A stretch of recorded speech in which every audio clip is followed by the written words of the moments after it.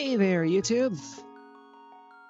This is actually going to be the first video that I'm uploading. I have no experience actually being a content creator, but I've been inspired by some friends trying to break into the creator space to get started. Honestly, I also do really like the idea of being entertaining for people to kind of give back to a community that brought me a lot of happiness, and if I get to share some perspectives of my own on the way, that's even better for me. I also definitely want to share some cool games that I enjoy a lot, so I'm starting with A Link to the Past Randomizer. I've got a bunch of my own personal custom settings running on this, so I'm not doing it tournament style. You can see above me that I've got the interface set up for the tracker that I'm using. It's really just going to show you what items I have and what game settings I have running. The short version is my small keys are universal, all my dungeon items are shuffled all over the place, and so are all of the dungeon entrances. I will have to stop off at the shops to buy things, but it's not necessarily going to cost me money. So, with that, let's go ahead and get started.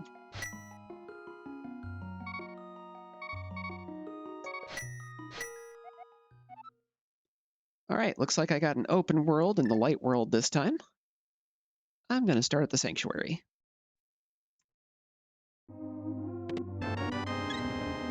One of the main settings that I have that's randomized is the starting mode. Sometimes it will be an open world like this, sometimes it'll be a standard opening, sometimes it'll be inverted.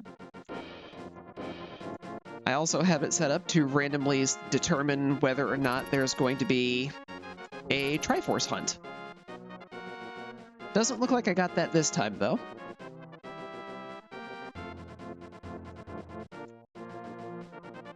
For anybody not familiar with the Legend of Zelda randomizers, essentially, these are not the games that you're used to. If you've played them before, nothing is where it's supposed to be. So, for example, these little bush crab guys here, they're supposed to give you money, but because I've randomized it, this one's giving me magic. The random pulled trees also don't necessarily always give bombs. The magic cape, huh? Alright. I do have my tracker pulled up to the side window here, so that way I can see what areas I have to go to still.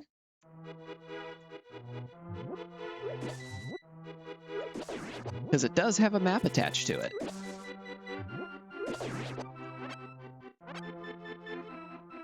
So since I am just getting started, I don't have a lot of very fancy tech. I'm currently just using my normal headset, which, for anybody interested, is a HyperX Cloud 2. Oh, I hope this is real. Oh, I'm so happy to see this already.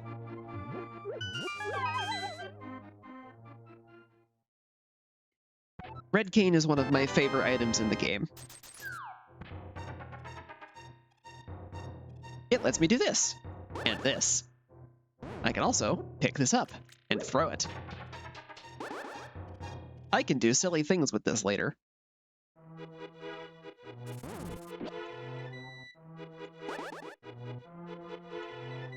know what? Let's get some more bombs. Ah, it's money this time. Be gone, bird.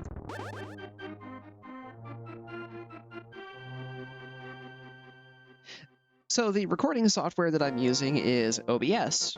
I, once again, have not a lot of experience using it, but I've done some research to make sure that I at least sound okay. And I've tried to get into a bit of editing tutorials and things like that to make sure that I'm not blowing people's eardrums out.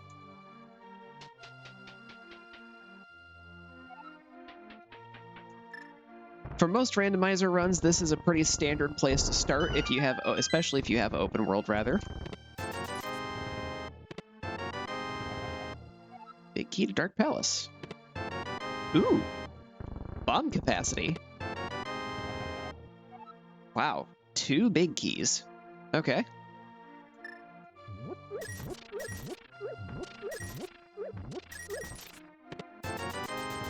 And and a decent amount of money. That's good. I'm going to need some of that here in a moment.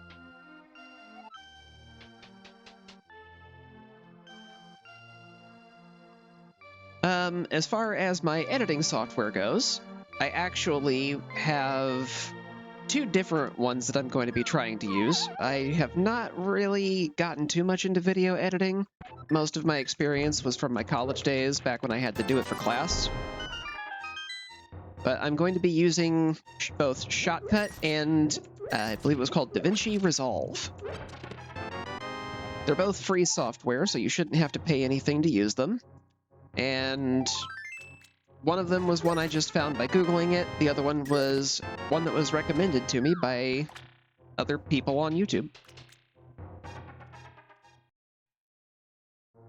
Most of my experience with content creation is just watching it, though. I just paid 100 rupees for a compass. That is what we call a scam. Compasses are nice, but they are not necessarily the most helpful things in this game. They let you know how many items you still have left to pick up out of a dungeon when you pick them up. That's really the only thing they're that helpful for, other than the original use, which is showing you where all the chests are in the dungeon, assuming you also have the map and can read the layout.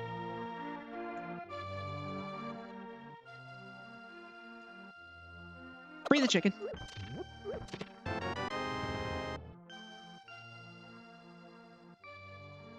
So, universal keys means the small keys are no longer tied to dungeons. I can use them wherever I want to. Unfortunately, they are also expensive to replace. And you are not guaranteed to get all of the ones that you need. Paying a little bit of magic for a lot of money? I think I will. I can't afford the 8 bombs that boomerang is going to cost. But I know what I can do to fix that. There's this nice little place over here. Just going to blow that open.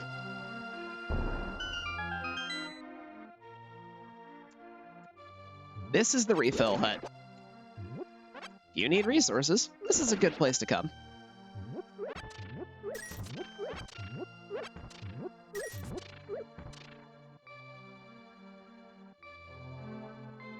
I'm going to go ahead and get one more run of bombs out of this. Then I'm going to go buy that boomerang.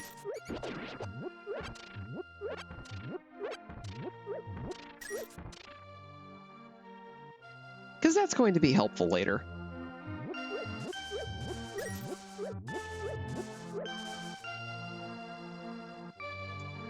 I did used to amateur speedrun Link to the Past, but I ended up not being able to really beat the 2-hour mark like I needed to actually take it seriously, so I just started playing different modes to have fun with it myself, instead of trying to constantly race a clock. I found that I was having more fun with it that way. Plus, it let me do some wacky things, like having completely random starting settings without having any idea of what I'm getting myself into. And let me tell you, some of these get pretty mean. Especially if you get a inverted seed where you start the Dark World. Everything there is meant for you to challenge it when you have more resources available than what you get when you start. And some of the things there can take you down in one shot.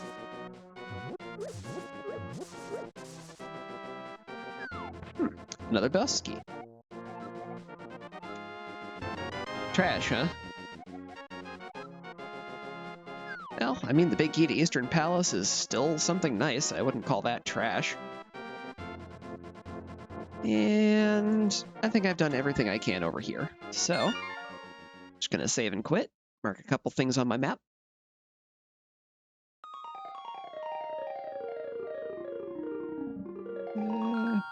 Yeah, that's not really important. So I'll just clear that one off.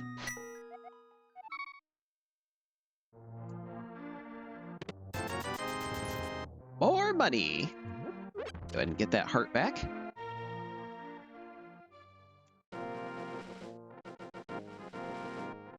Right, no gloves. I can't pick up rocks yet. I am too weak. I'm actually gonna go visit the store over here.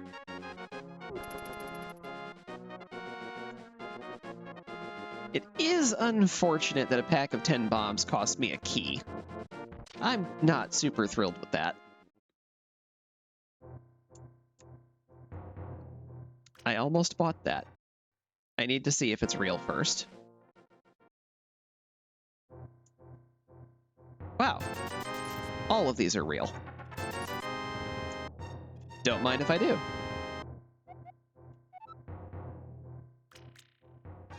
One of the settings that I have turned on is there are fake items around. These fake items will suddenly explode into a large influx of bees. Sometimes I'll find them in a box. Sometimes they'll disguise themselves as something nice. Sometimes it'll just be a single bee that fills up a bottle.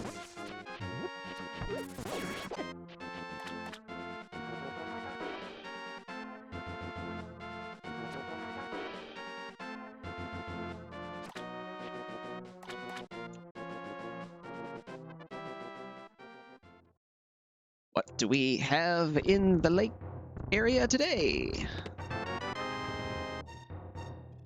A free key. That's nice. Now what about what's under the water?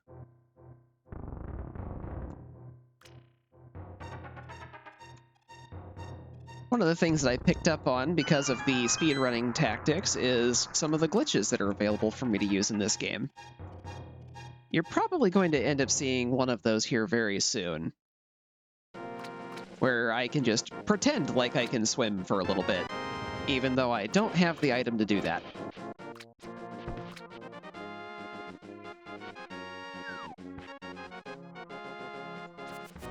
Because this is one of the earlier Zelda games where swimming was not a default ability. You had to find your way to swim.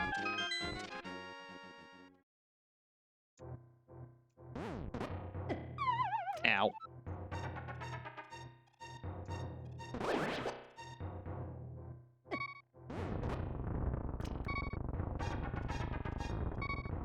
I'm in danger. Ooh. That's helpful.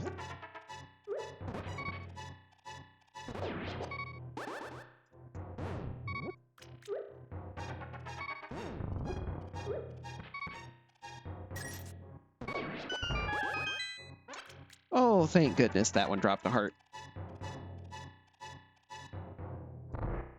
Because if I get bees in here, that would have been bad. Bees!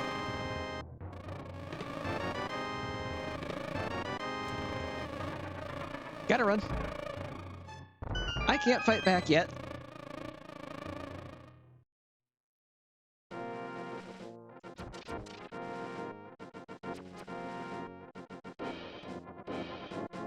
One of the things about the randomizer is you don't have a weapon necessarily, and I have that turned off. No freebies here.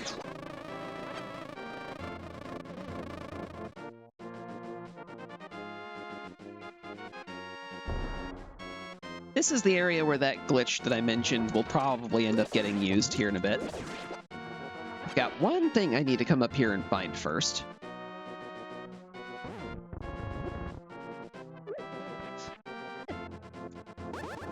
Crabs are scary. They hit really hard.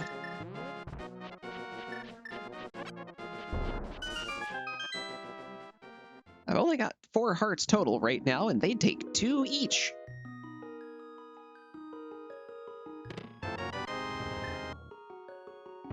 Well, it's a real weapon. Not ideal, but I can fight back now at least. Being able to actually hit the target is going to be a challenge. And trying to use it to fight those guys is not a fun idea.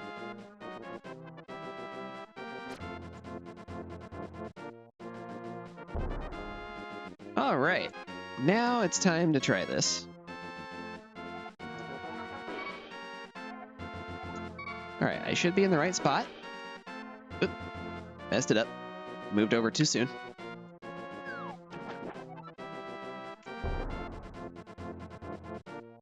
I used to have a keyboard that would make this very easy to do. Unfortunately, I no longer have that one.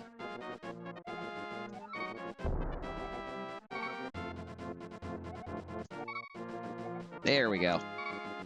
That should do it. All right. We're doing it the hard way.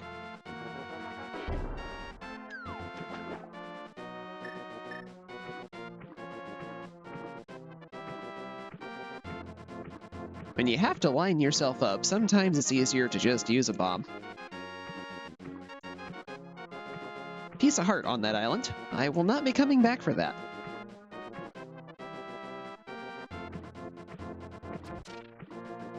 So this glitch is called Fake Flipper. It does exactly what it sounds like. It is pretending you have the flippers that let you swim.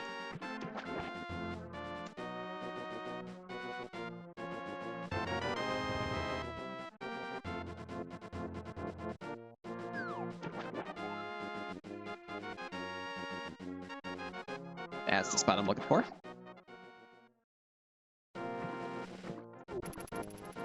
Basically how it works is if you fall into the water right next to a screen transition, that was close, the game will still think that you actually do have the ability to swim and transition you to the next screen. This doesn't necessarily work on some of the more recent versions of the game, so this is an older one.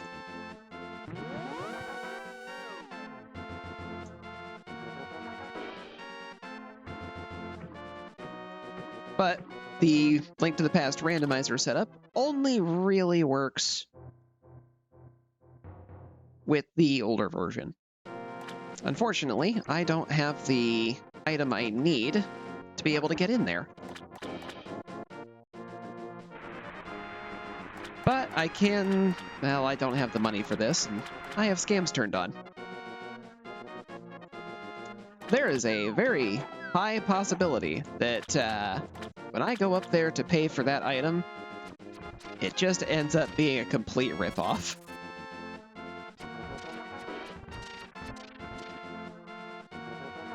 For anybody who's not familiar with Link to the Past, that's the domain of King Zora.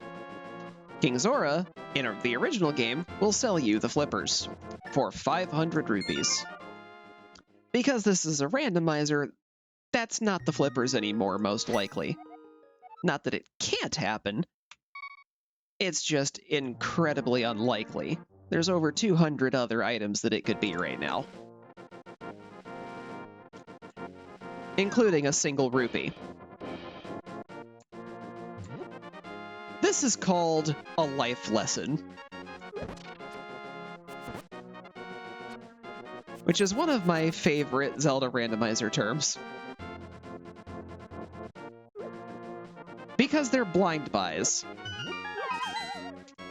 You don't know what you're going to get.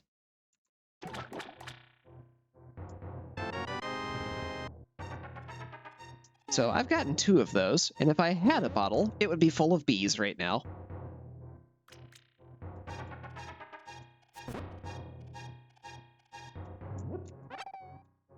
What is the stun prize? Stun prize is hearts. A map to Tower of Hera.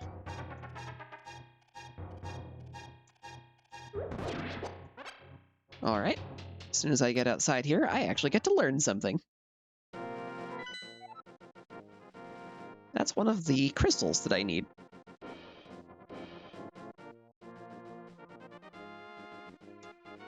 Nice to know the Eastern Palace is a pendant, but it's not the one that it's originally supposed to be.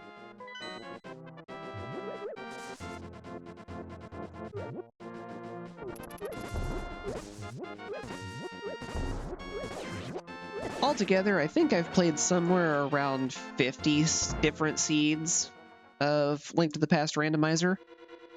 Oh dear.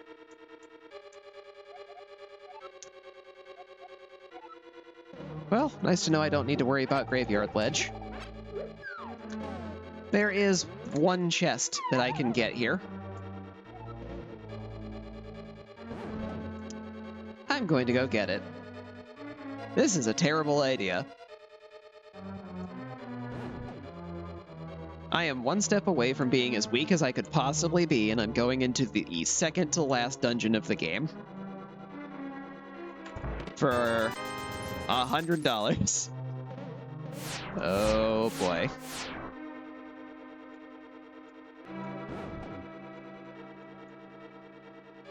Yes, hello jellyfish. You are very in the way.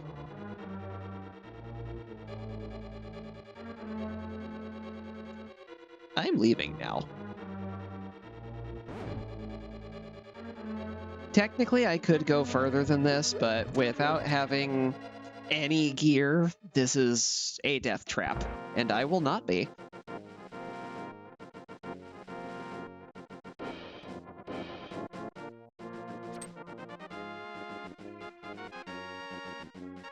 So that was the first experience with the entrance randomizing. Right now, I only have it set to dungeons, so any dungeon in the game is also not where it's supposed to be. In most cases. The thing about how it works with my setup is they have to have the same number of entrances. So, that dungeon, Turtle Rock, can only be in one of 3 locations. And the other 2 dungeons that can also be in those same 3 locations can be completely mixed, or one of them could be original.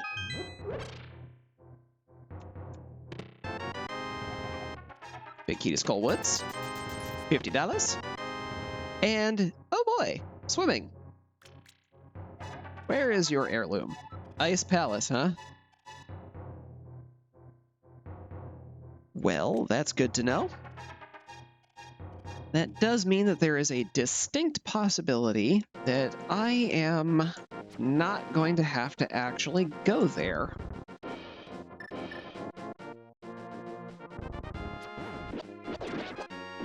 Which does take away one of the primary uses of this cane that I've got.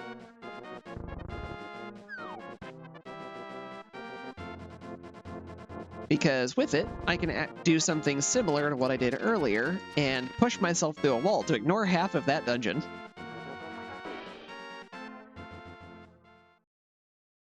Which I do every time I can. I do not enjoy Ice Palace at all. Anti-fairy guarded chest in Eastern Palace contains a big key to Turtle Rock. Well, definitely gonna have to get that.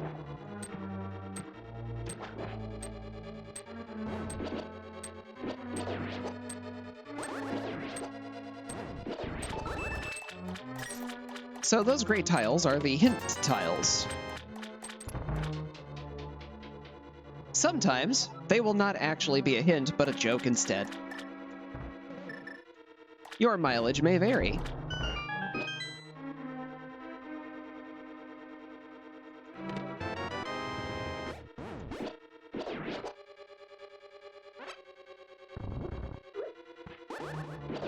Fortunately, I have a lot of experience using a variety of items to fight with in this game.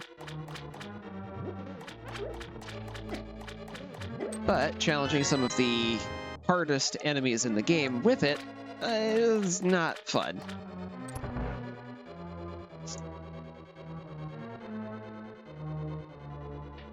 Since I have the hammer, I can actually go a little bit further in here after I pick this up. Oh boy! More bomb capacity. Normally those are locked away in a specific location. You actually saw me swim by it earlier. It was that island in the middle of the lake.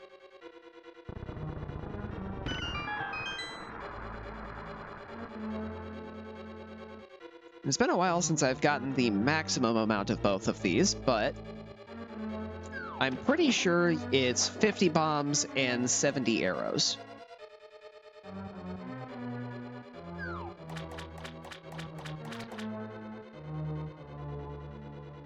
I don't have the big key for here, so I can't go open that chest yet, but there's still a few things over here that I can get that I would very much like to.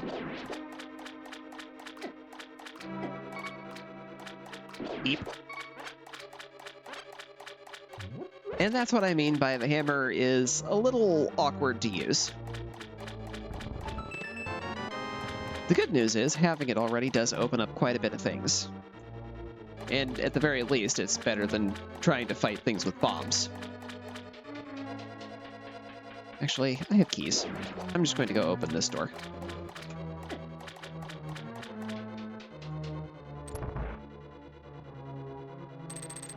Can I hit that from here?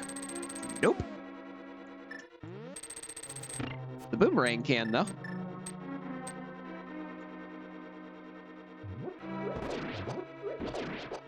Hello, fairy. I am happy to see you. Ooh, 20 bucks. Give.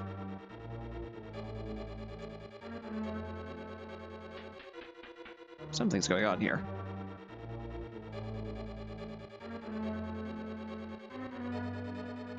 One moment. Thank you for your patience. I seem to be having some issues with the Archipelago server. That's the software that randomizes the game for me.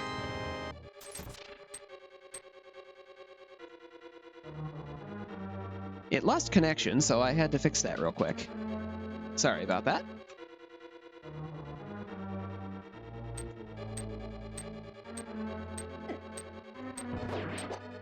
Skeleton, you are very in the way.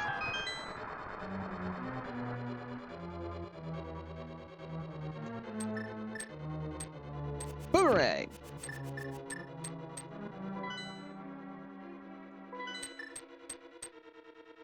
Welcome to the segment where I open the map, thinking I'm going to rotate items instead.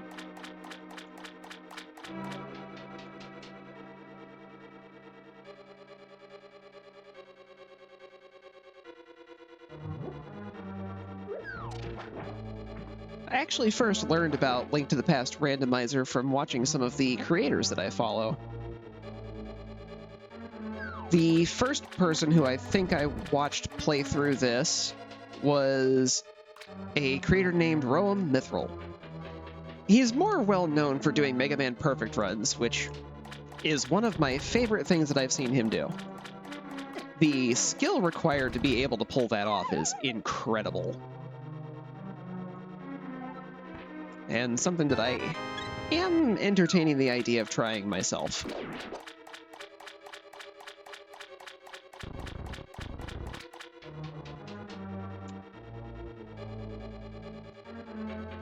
But much like what I'm doing here, I may end up just doing something a little bit more silly, where I set some specific challenges for myself and play with how the game runs a little bit instead.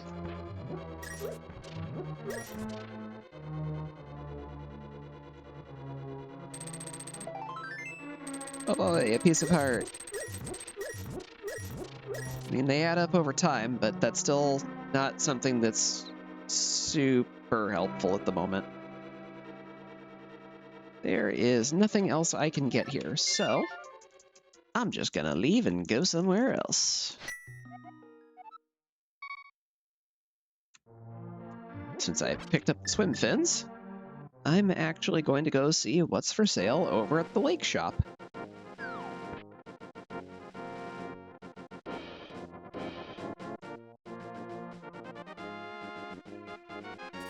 Because that is the highest density of checks that I can get. Hello, piece of heart that I won't be coming back for. Now that I have the swim fins, I don't need to do any glitches.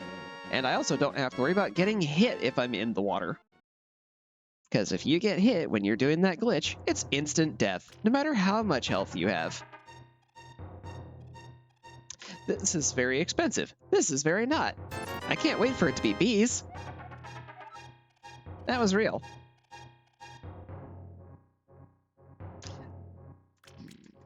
Sure. Wow, they were both real. How lucky. The The reason I go out and go back into shops like that when I'm checking to see if the items are real is because if they are in fact bees, and it has happened to me several times, they actually will turn into different items when you leave and come back.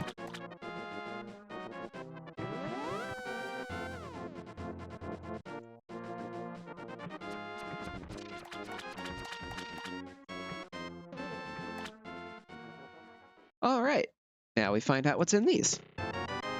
Arrow capacity, and 20 bucks. And now it's time to go pay a visit to the king of scams.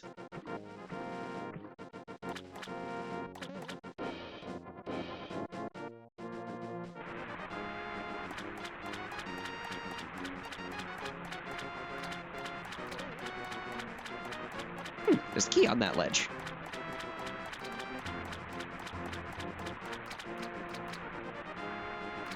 Also, for anybody wondering, the character I'm playing as currently is supposed to be Spyro the Dragon. Because I like dragons.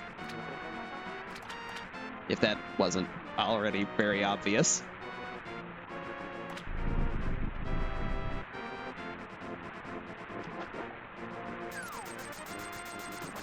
Hey, that's actually something helpful. Thank you. Although that is concerning.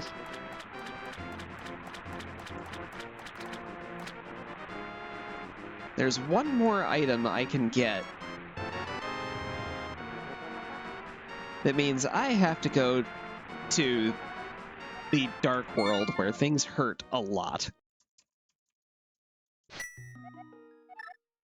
I've got a couple more checks in this area that I can do. And I'm going to start with this one. I poked my nose over this way a little bit earlier, but I didn't really quite finish it. I'm going to go do that now.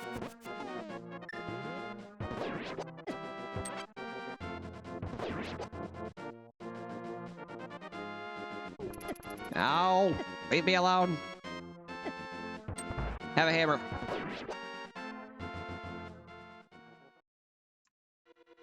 Oh, right. Turtle Rock.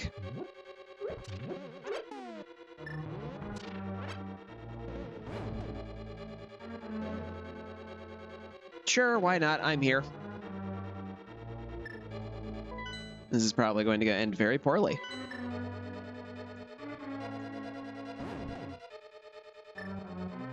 Because I get to fight with the hammer.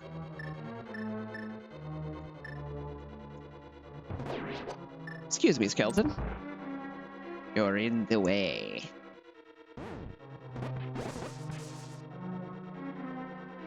Yeah.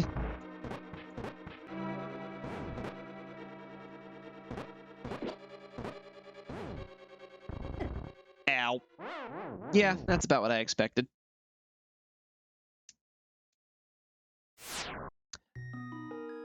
So that guy does a whopping 4 hearts of damage. I have 5. But I gave it the college try. Because I'm a glutton for punishment. Do it again, do it again, do it again, do it again.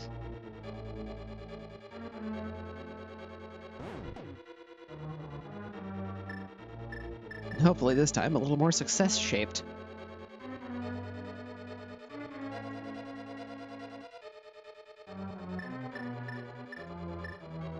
Okay. We're going to start by getting rid of you two. That's going to help a lot.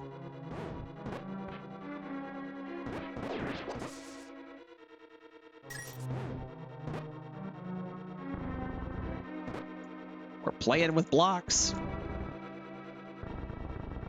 The monster goes in the square hole.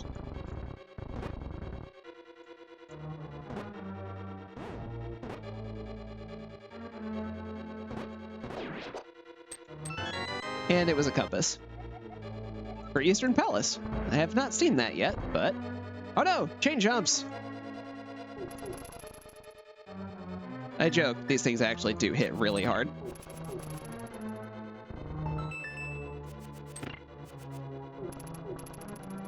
Open the box and run! It was just bombs.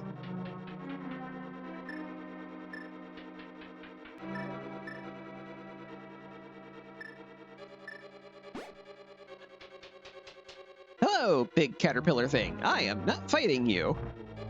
You are scary and hit very hard.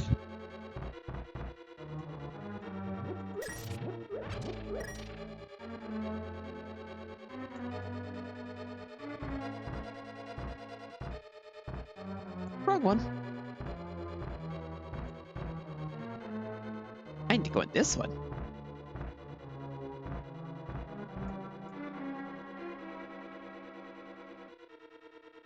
Just gonna wait for these to go away.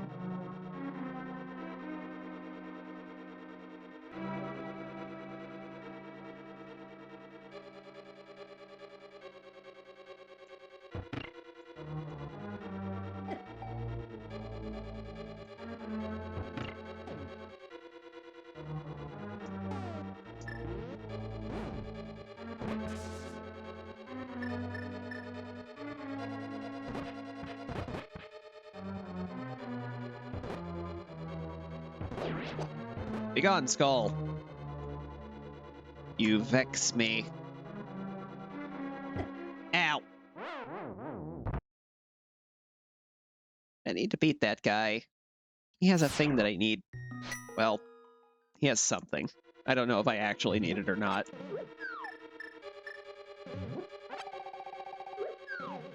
I'm just gonna come back later. At this point, it's not worth chasing it. I managed to hit both of them with the hardest angle, but I could not hit them with the most helpful one. This is about the right type of luck that I normally have.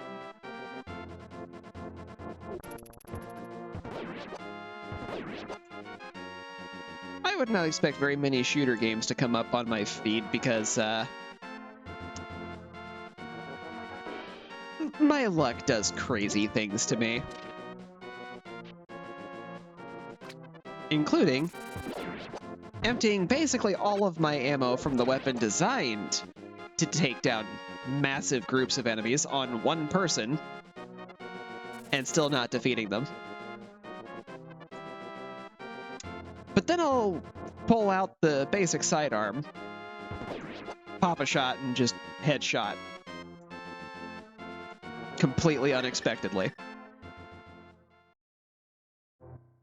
This is the last item that I can get that is totally in logic. So it should be something good.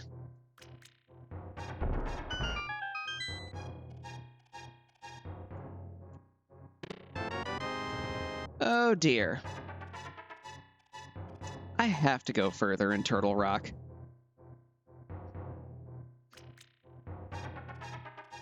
That's not a cozy feeling.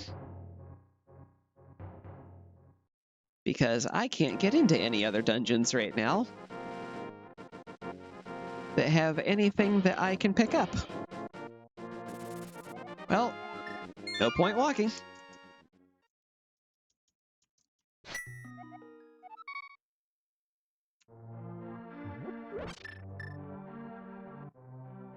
If there is any good news to this, it's that I don't have to fight the one near the front door this time. I can just skip that one. And I'm going to. Pardon me, gentlemen.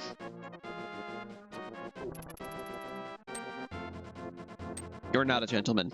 You're a meanie.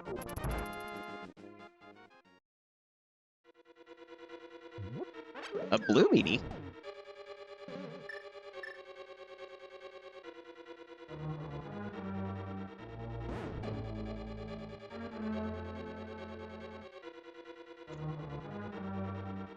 Speaking of blue meanies, I really thought I was going to run face first into that jellyfish.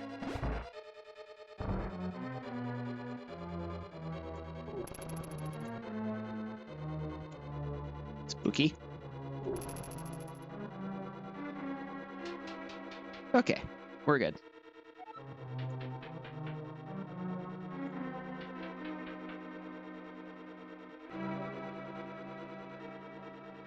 So, Link to the Past is not the only Zelda game that I have played with a randomizer. I have also experienced Ocarina of Time, Majora's Mask, and Wind Waker.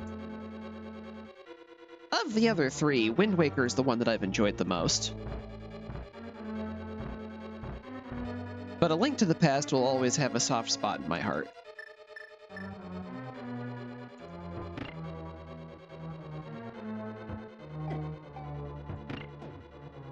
Alright, no anti-fairies this time.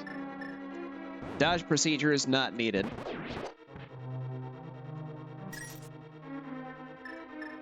Oi, this guy.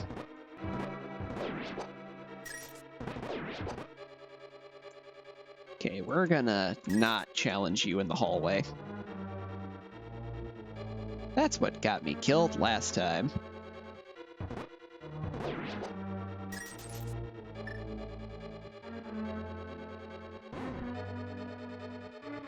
Just gonna push this block around.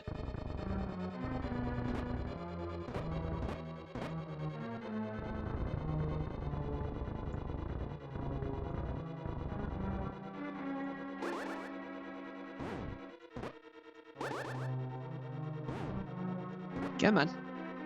Come on. There we go. Hello!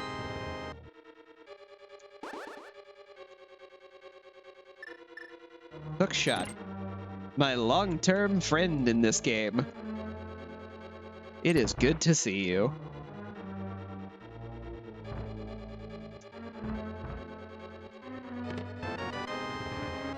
Oh, wow.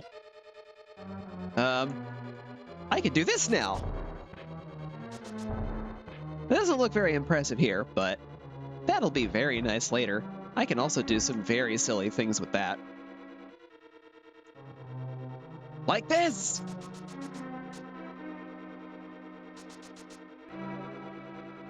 These boots are a speedrunner's best friend. And I do not have the big key for here yet. So I don't think there's anything else I can do here. I'm gonna check my tracker real fast.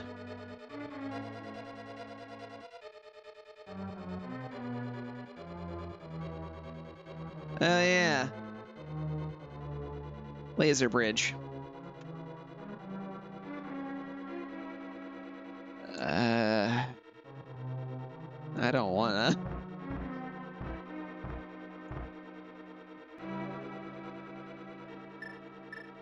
Because it means going through both of these guys.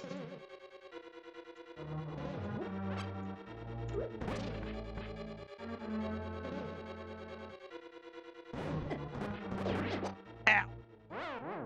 Yep. Yep. Yep. I'm gonna go somewhere else first.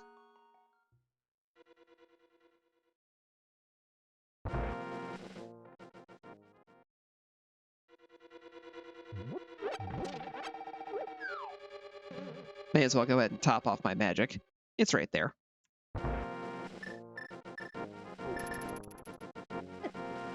Hello, meanies. All right. Speed!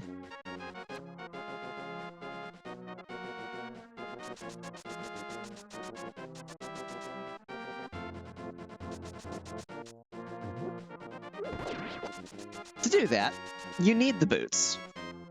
And basically what you're doing is you're locking yourself at dashing speed.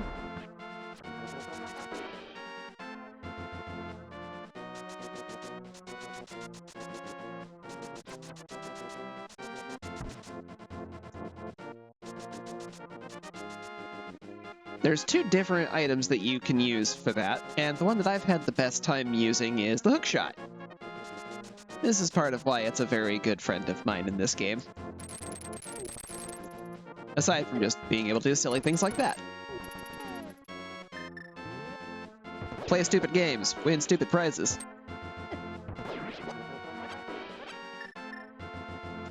Whee!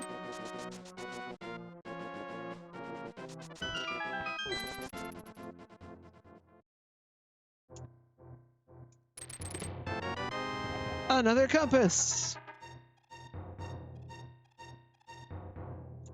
I'm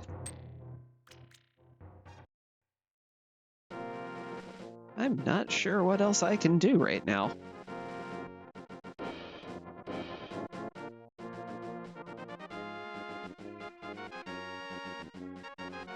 There's some things that I have a thought of what I could do, but I'm not real happy about it. It's a little bit out of logic, we'll say. Which means I don't, technically speaking, have the items that are intended for being able to do them. But...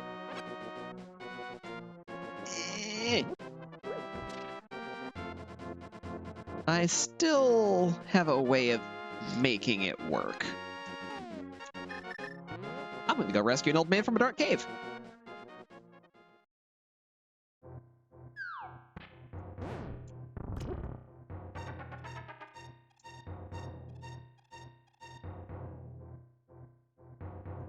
And apparently get lost myself somewhere along the way.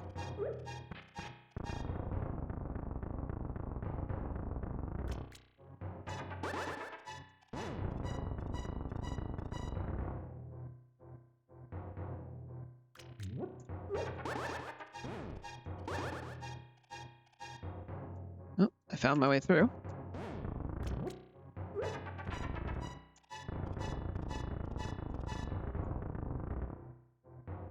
Okay.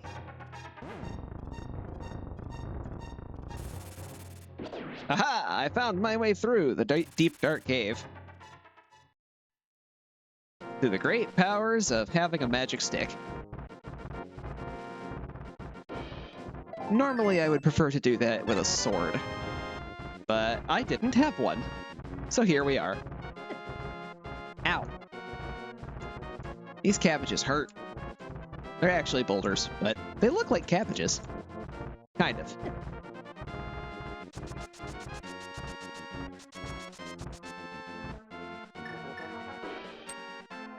Now I will have speed! Bomb capacity. All right. Won't be able to get that for a while, but it's nice to know it's there. Probably don't need it either.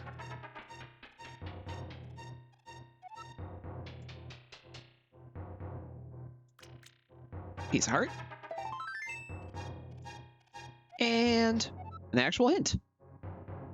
Big chest and ice palace. Can be completely ignored. Good to know. Gotta hook a fairy.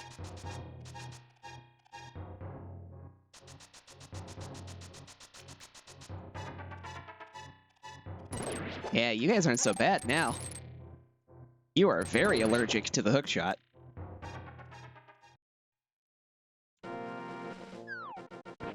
All right. Next, I'm gonna go up to the other side of the mountain. I wouldn't be able to do this if I didn't have the hook shot.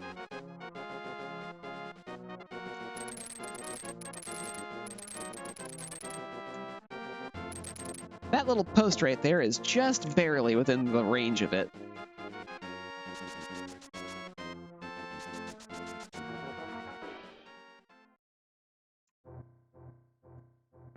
This is the lowest cave on the mountain, yet somehow I still went up. So let's fall down. What a paradox.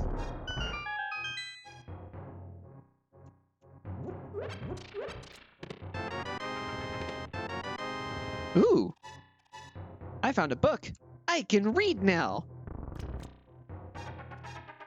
I'll check that shop after I do this, actually.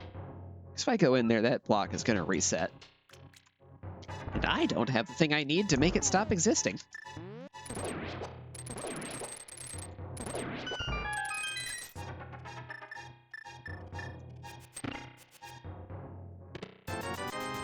Honey. A reliable weapon. And more money. Wow, that's a lot of health. I'm feeling more confident about going back into Turtle Rock now. This may be the weakest sword, but it's a lot more reliable than the hammer. Because I can do this.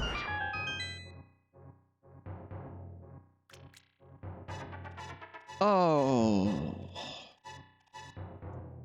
Okay. You know what? It's funnier if I don't check. Ow.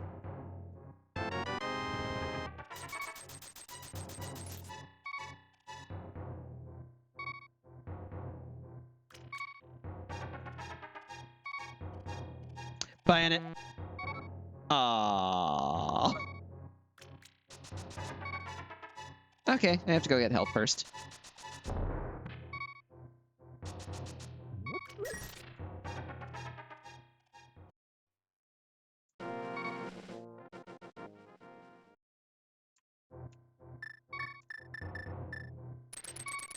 Oh, look, health.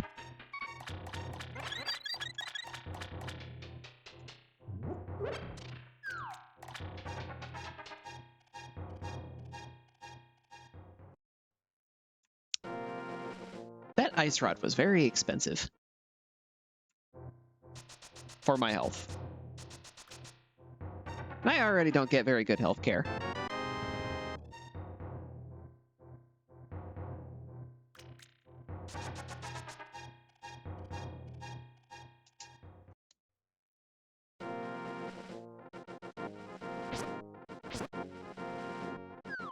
Down the cliff. And yet somehow go up?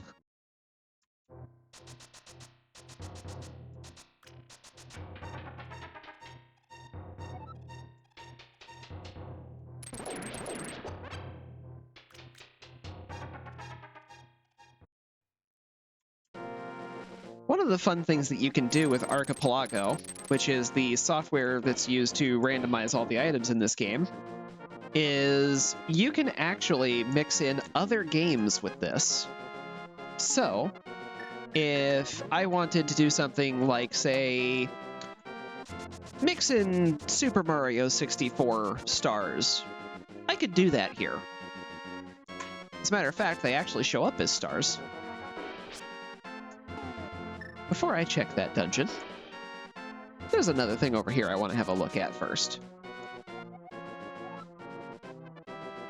Cool, I can never come back to this. And lose nothing. Goodbye. Well, I mean, there is one thing I can get here at least.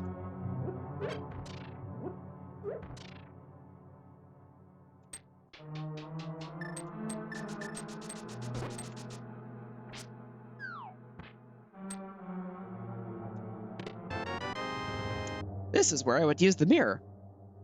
If I had one. I've been turned into a sheep.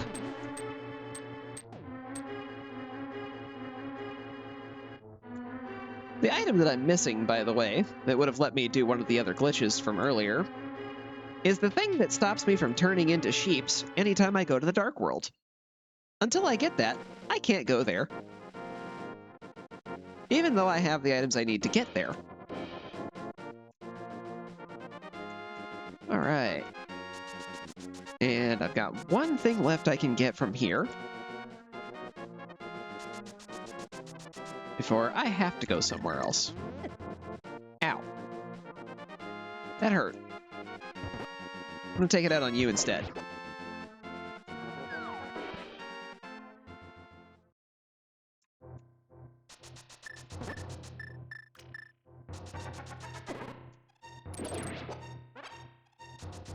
And that's why those are mean. They are very much a think fast enemy. If you don't think fast enough, you get electrocuted.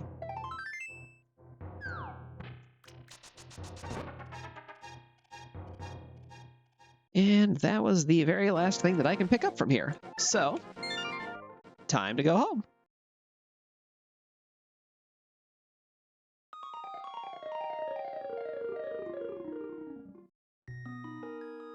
And I think I'm actually going to go to the sanctuary this time. Gotta go fast!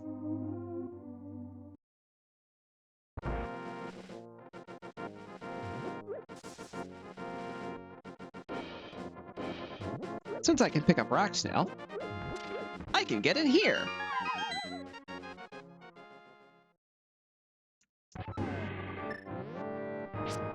The real problem with this is I kind of would have preferred to save this for much, much later when I had access to a light source. Remember how I walked through a cave earlier that I couldn't see in? Through this door here is another room like that. Except it's a lot more than just one room. Ooh, better sword.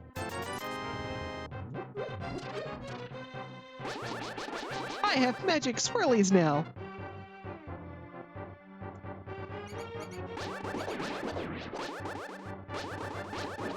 They're great at hitting things from a range, but unfortunately, they also do minimum damage. And I definitely have had a lot of experiences where I'm at full health. I'm trying to attack a boss. The magic beam hits the boss instead of the sword, making the boss fight take longer. One of the few places where it's actually more beneficial to not have full health.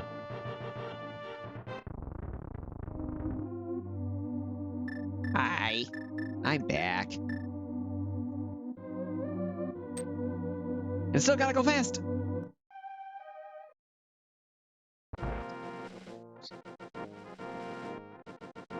Since I'm not going to be able to navigate that darkness properly, I'm going to go somewhere else now.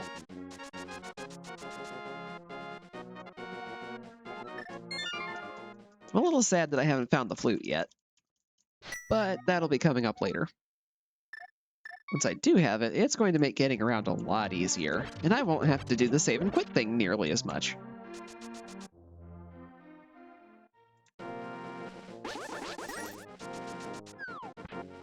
Because I promise you do not want me to keep me walking back on screen every time.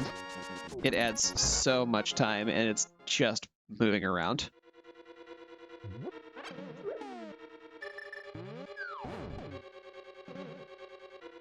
Now I'm actually ready for this.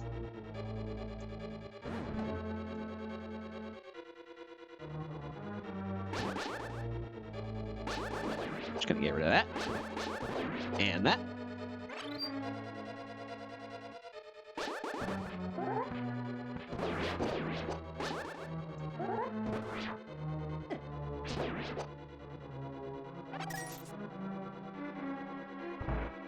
That hurt a lot.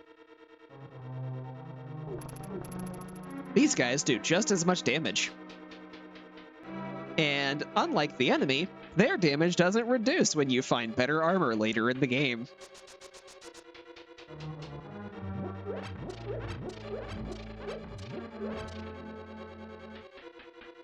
Now I can survive at least one more of those hits.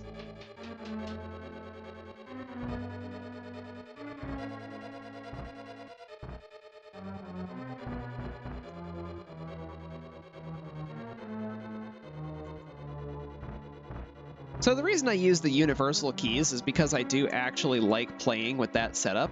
That was the wrong tube.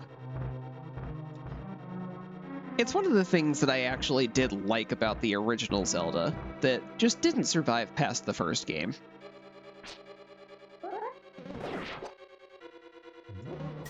Oh, that was the wrong jar.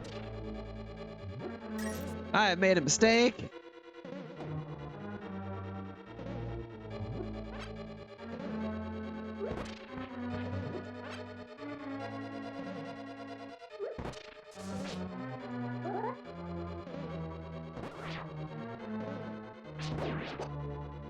All right, one down.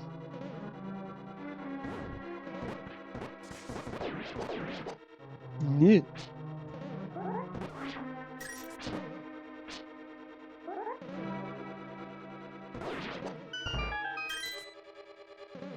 Much better. So, the reason I had to come this way is because I need to go through that door right there or the one on the other side of the hallway. I can't go to the right because the door up to the top right there, that closes when you get to the other side of it. It doesn't open anymore. So you have to defeat those enemies to get through. And unfortunately, that means I have to go through this nightmare.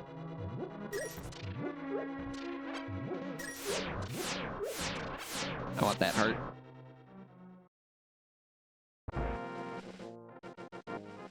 And because now I have the Master Sword, that goes away.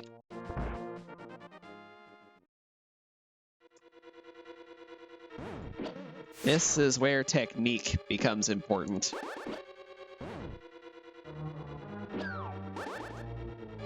So, this is Laser Bridge. Owie.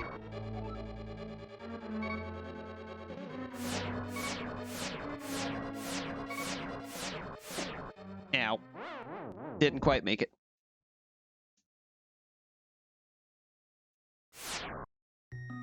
Normally, you're supposed to come through here with a special shield that blocks those lasers.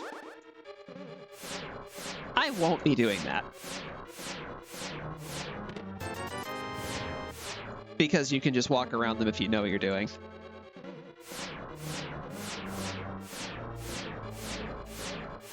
You just have to have really good timing for it. Oop. Too far up.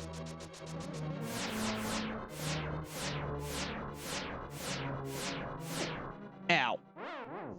And as you can see, they hurt a lot.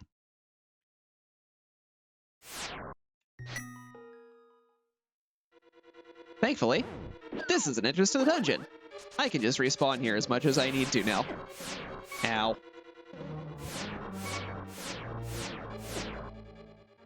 Right in the heart.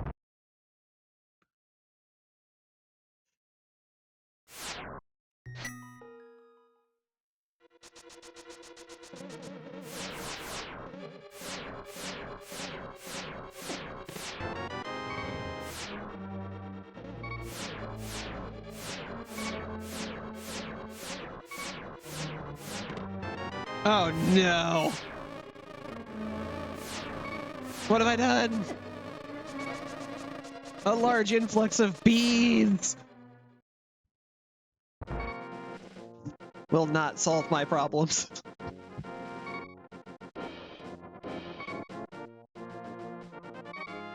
And the only other thing I can get there, technically, is an item that's on the other side of a dark room, and I will not be going for. Just to get that entrance on my tracker here.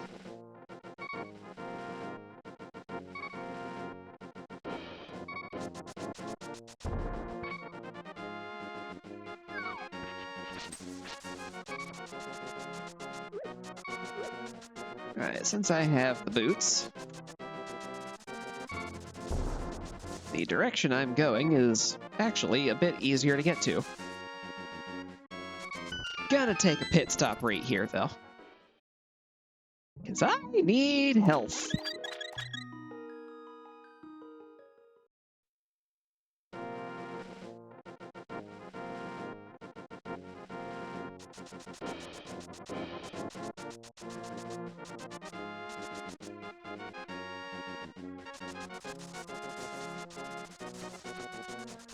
The next place I'm going is out in the middle of a desert. I was near it earlier, but I didn't have the thing I needed to open the front door, so I kind of left. I have that thing now.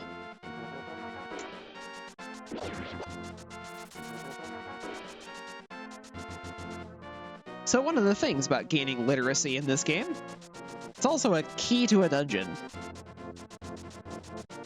Bomb capacity, huh? All right.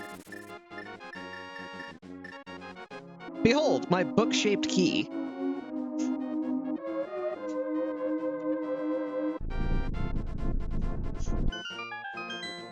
The power of a book written in a language that very few people can read, And a prayer pose makes pillars move. Oh, good. I can do this.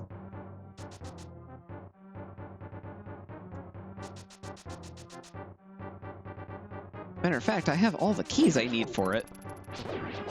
Jerk. There's quite a few items in here for me right now. That also means that Desert Palace is where Turtle Rock used to be. Hello, guard. Goodbye, guard. That's fake.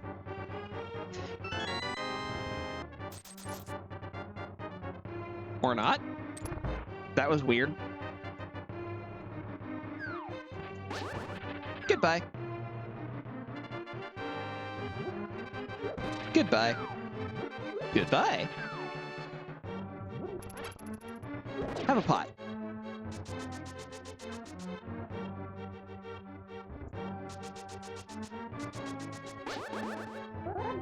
Hi, boys. How's your health plan? Hopefully it's better than mine.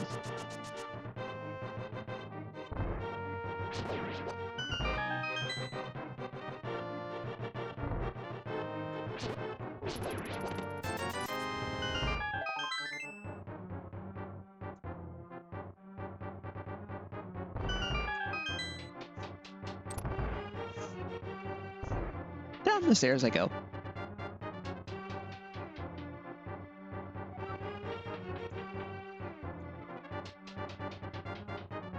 I don't know why there was that break there, but it did make the stairway down feel a little bit more imposing. Spin!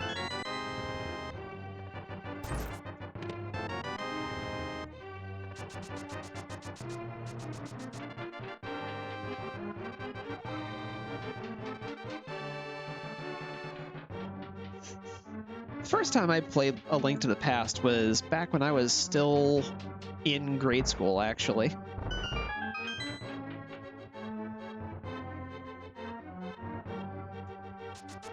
That was a long time ago.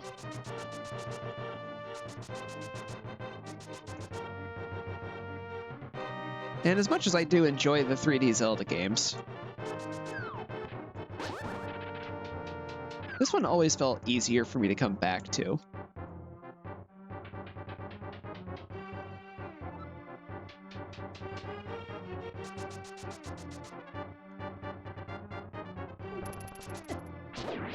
One of the more prominent people who I pay attention to a lot more frequently for the Zelda Randomizer content is Matt Bragg. Shout out to the Shark Pages. All right, I can't go through there.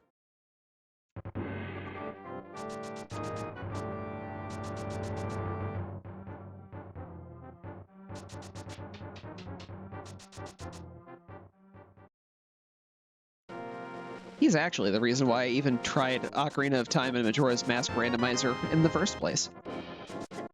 He always makes them look so fun. They're just not games that I remember nearly as well.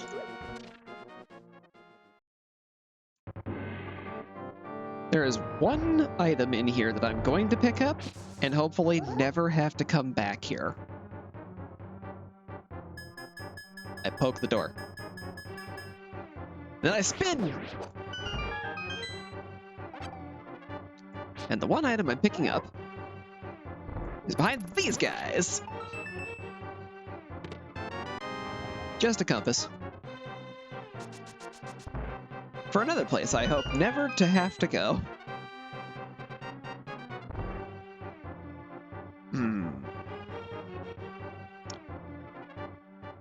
What areas do I actually still have left?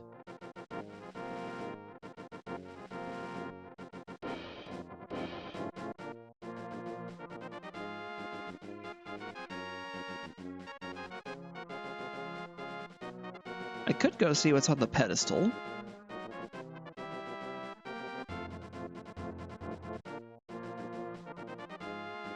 I also know where there's 300 rupees just laying around. But I don't really feel like I need that at the moment.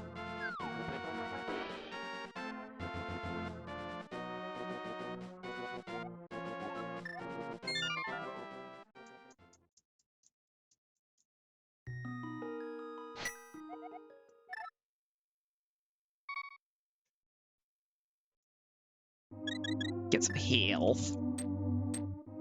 Away I go!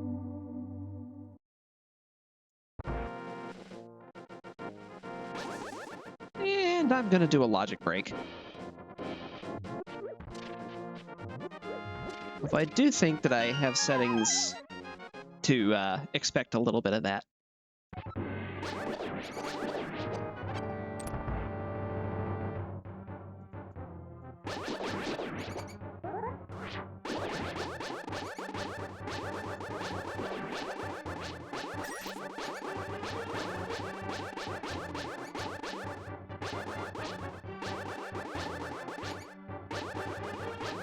Hunting around in the dark for a mouse. Found it. Big key to Ganon's tower. There's the door I'm looking for.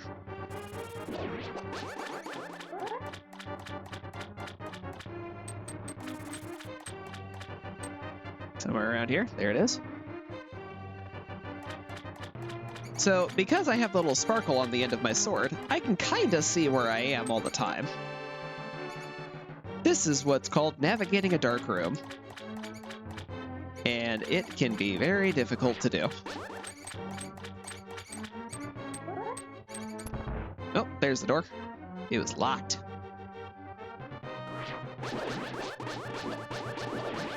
I know that there are snakes in that darkness.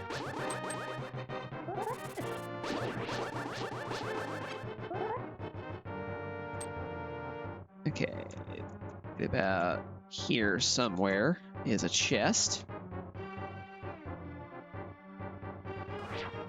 Found it.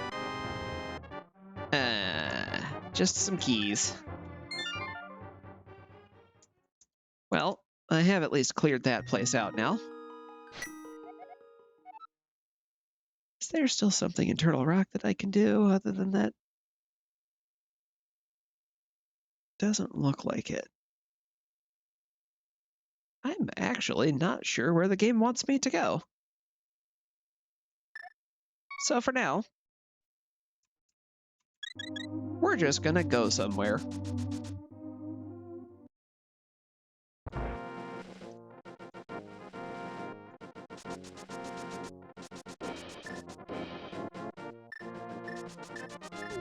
Although if I had to guess what I think is probably happening,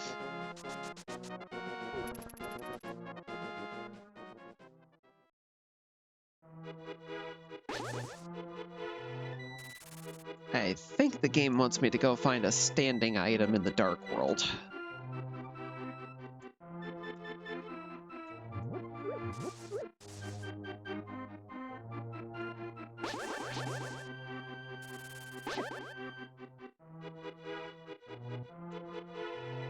But we're gonna go see what's behind all 3 pendant checks.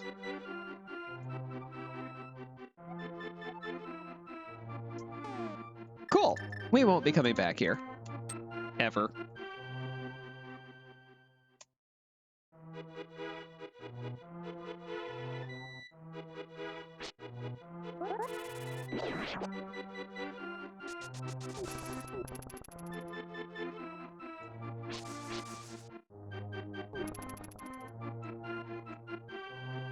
So, one of the things that you can do in Archipelago, thankfully, is request a hint.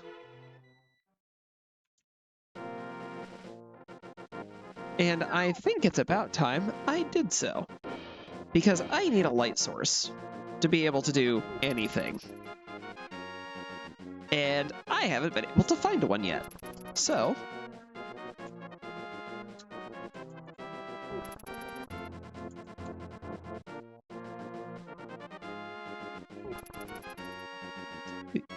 I'm going to find out where the fire rod and the lantern are.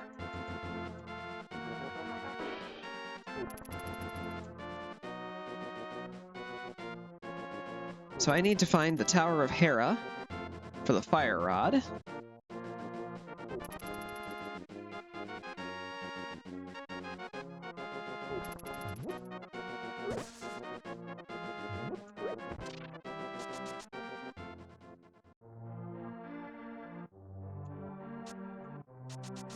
Which means I was correct. I have to go to the Dark World without the Moon Pearl. I should probably find out where that is too.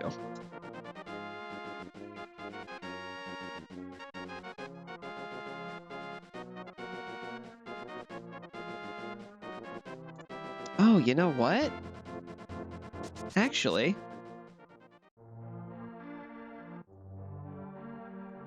of course it would be at the Swamp Palace. I have hookshot now.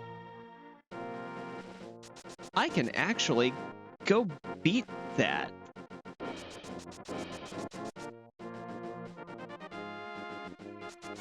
The only thing I can't pick up is the big chest because I don't have the key for that. I can do everything else there. I completely forgot.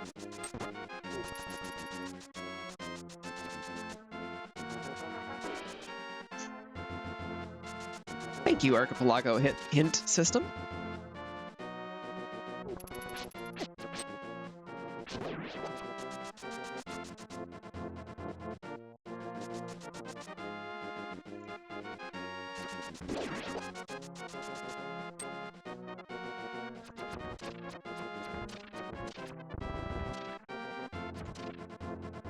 Can't catch me!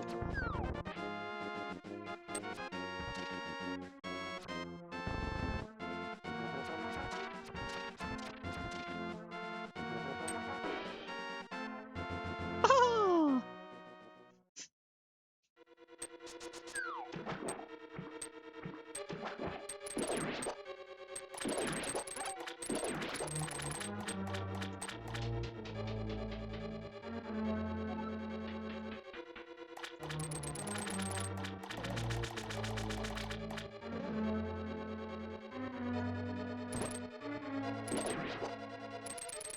Eh, I wanted that.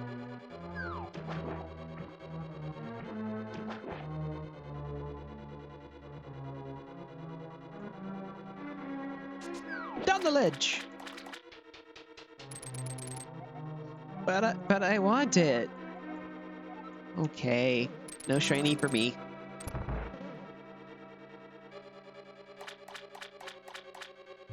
So one of the speedrunning glitches that I attempted and never really succeeded at was called Diver Down. Essentially, what it lets you do is speed up a little bit of this dungeon.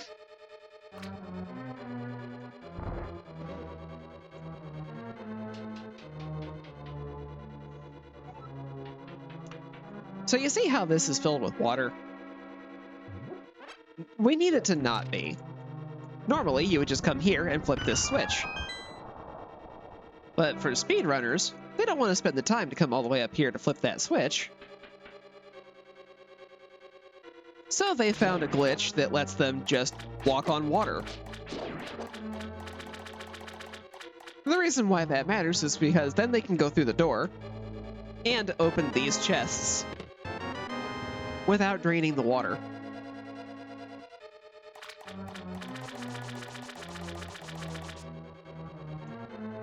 I was never able to pull it off, though.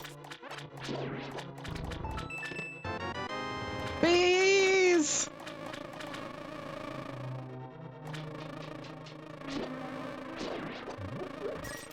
Ooh, money.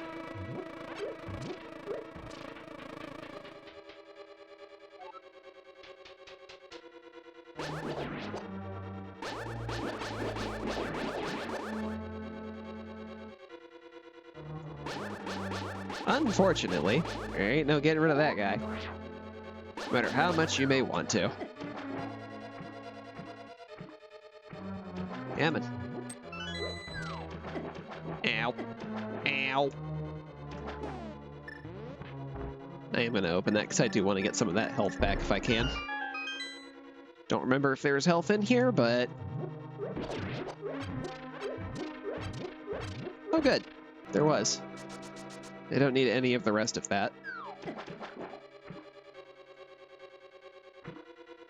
Come on. There we go.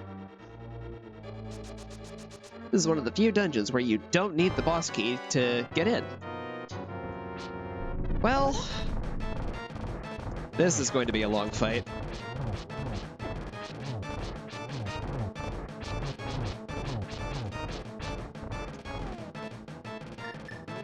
Actually, if I remember right, this does more damage than the sword does.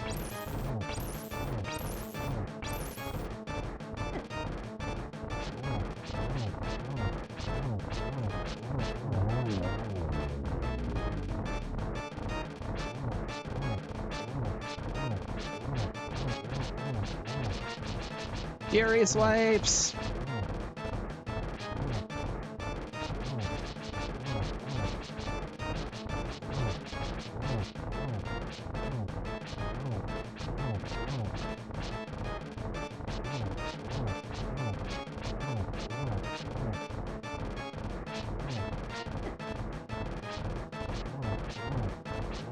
Normally you would fight these guys with a bow and arrow. Because we're playing a randomizer, I don't have one.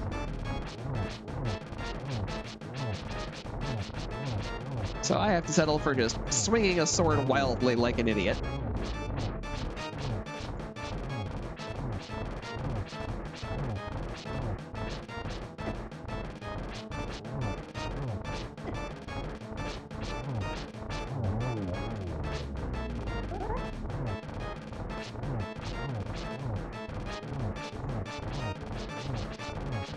Pin you in the corner.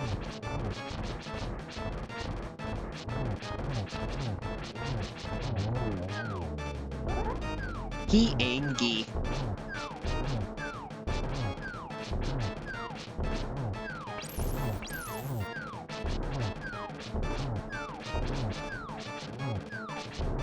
I really hope this is the Moon Pearl.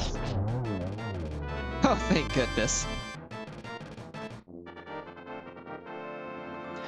And of course it was a pendant dungeon, which we know I don't need now. But that's Dark World access. So,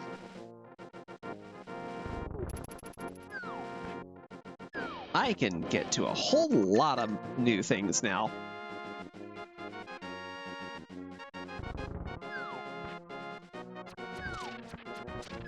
Normally with those ledges, you would have to just keep pressing up against them until you drop. Since I have the boots, I can just press the boots button and fall immediately.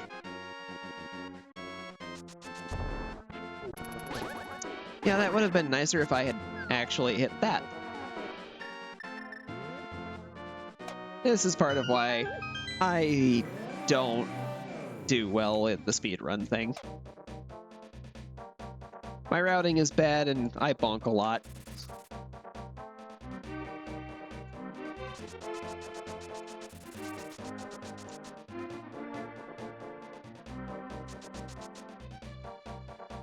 The closest I came to beating the 2-hour mark was 2 hours and 2 minutes. Unfortunately, I was never able to sustainably stay below that.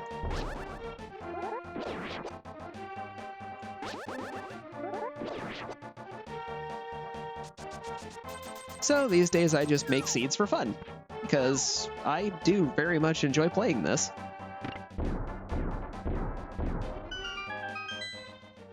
And what's in here? Eastern Palace.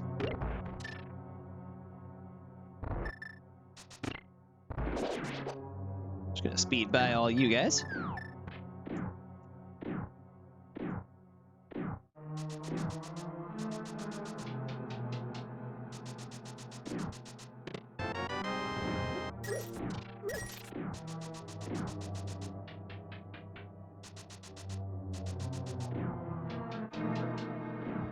Where's the big one? It's in there somewhere. I know it. There it is.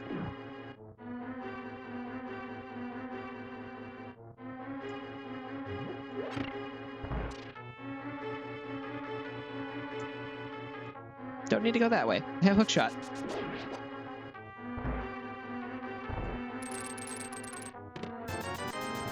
Ooh, money.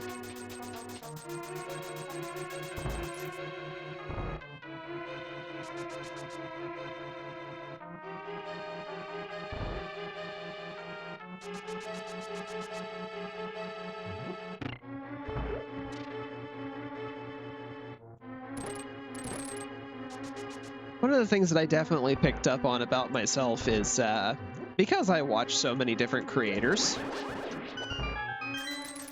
I do have a bit of a habit of picking up some of the ridiculous things that they say. I try very hard not to just copycat them all the time, but I will probably fail at some point. That was my first experience with a joke hint this seed.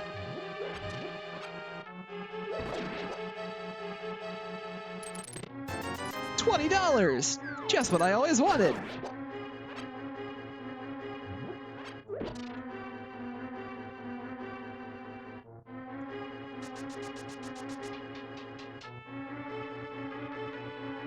Time for a dark room.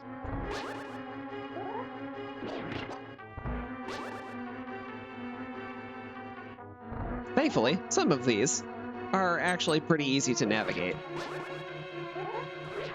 This is one of them. A bee in a bottle. No idea if it's a real bottle, but I'll find out in a minute.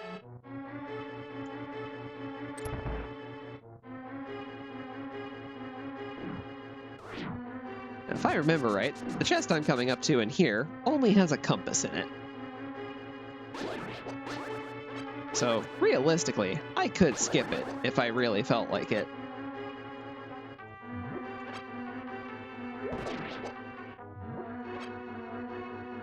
But I don't wanna. So I'm not gonna.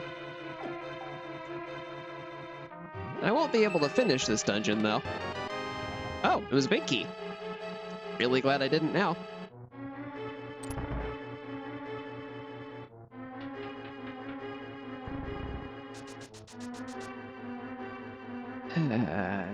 It would be faster to death warp.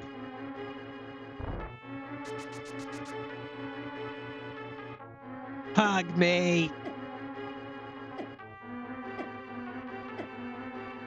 I want to go back to the front door.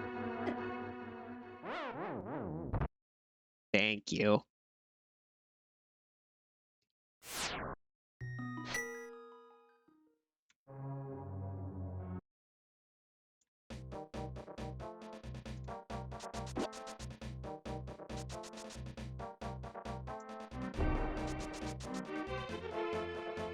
The sword does look silly with Spyro.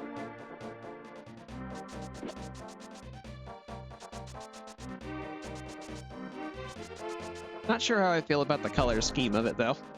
Kind of green.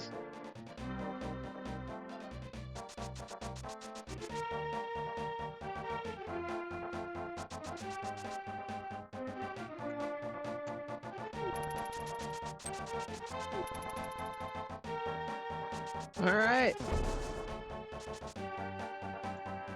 This is where we find out what exactly I'm in for. And there's also a free item up here. How bad is it? Ow.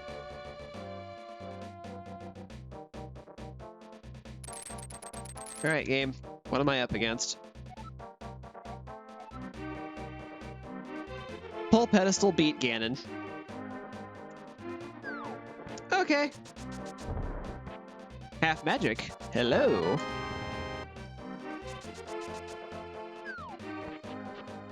That is a wonderful thing to find.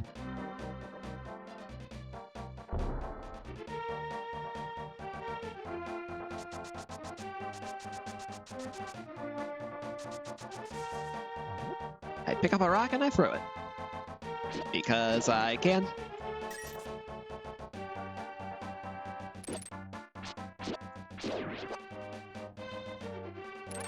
All right, stun prize is health. Prizes!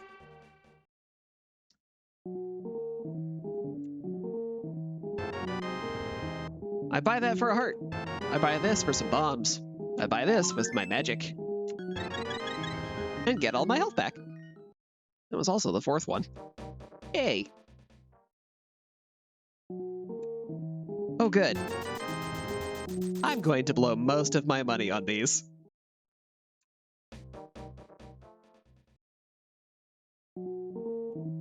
I'm going to need them.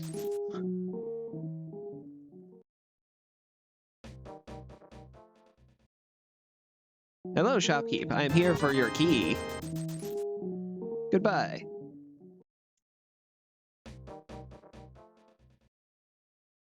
How do you restock these so fast?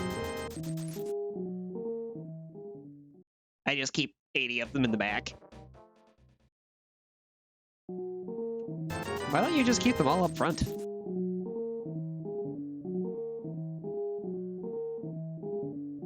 I don't know.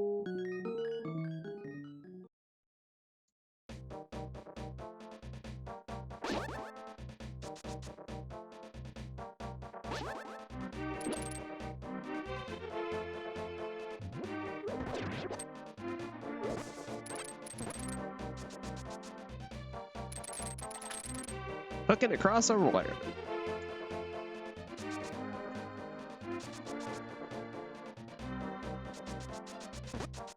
Woo!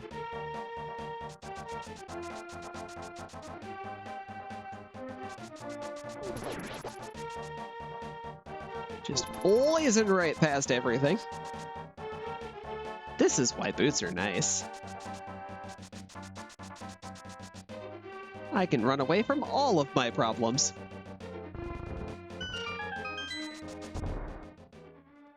And what's in Thieves Town? Tower of Hera. I have a fire source here.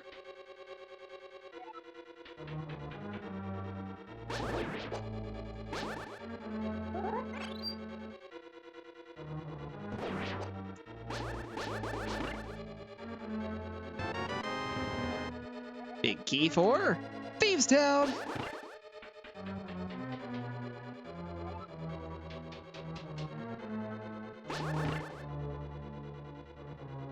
What is my hint?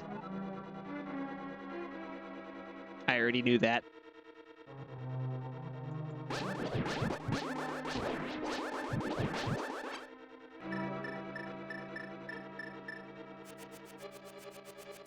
Money! Fire source. That means many of the dark rooms that I've already done are now valid finds. Eh. Eh. And now, I wait. And while I wait, I think the only Zelda games that I have skipped are some of the spin-off ones. I've played pretty much all of the main series games at this point, including the ones on the Game Boy. I very much enjoyed the Oracle games.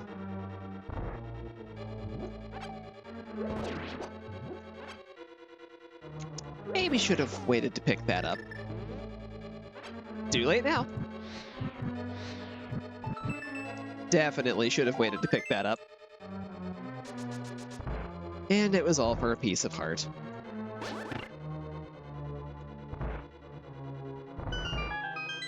I really didn't need to do that.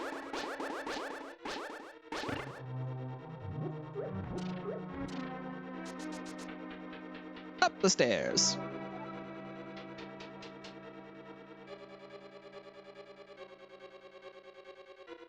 And again.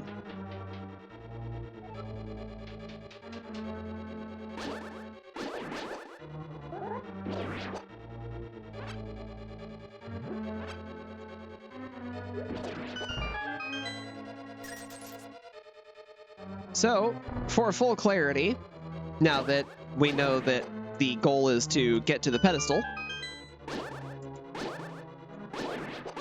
the settings that I have enabled on here. All right, I don't have that. I'm not going to Harapot.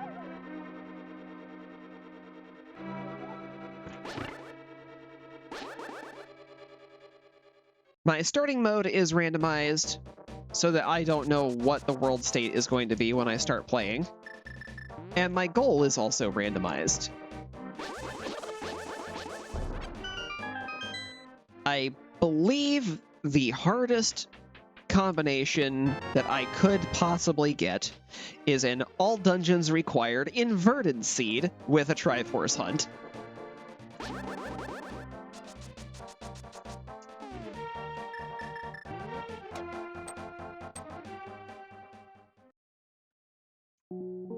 Which would be very mean. Look, man, I paid 100 rupees for one of those. Too bad. This guy. This guy. Fine.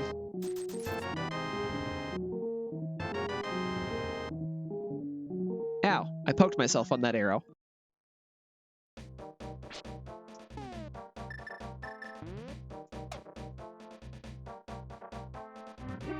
Hey, do you like science? I guess not.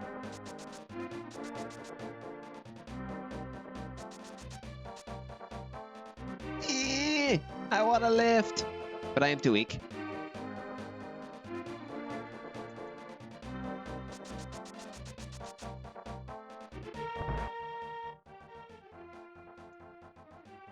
Welcome to C House. Because it looks like the letter C. Also, hi, picture of Mario. You are a very popular picture around here.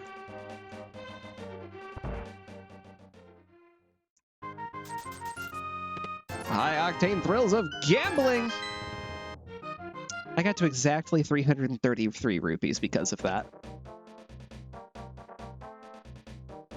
All right. We're gonna go check the other two shops nearby.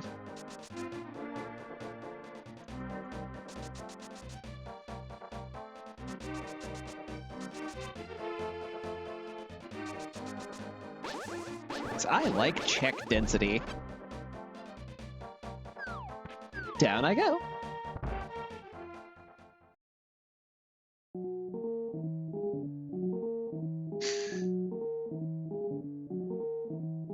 Thing is, I know this is fake.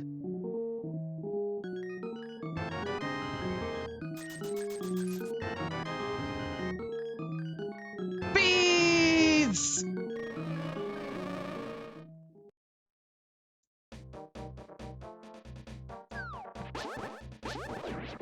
Some of the other games I thought about recording were Supermarket Simulator, one of the older ones.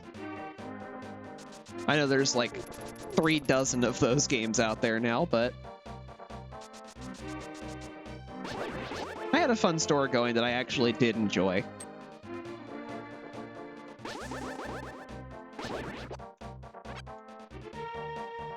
I called it Quartermasters because everything was a quarter of some variety. I pay magic for money. And a key. Please be real. Yay!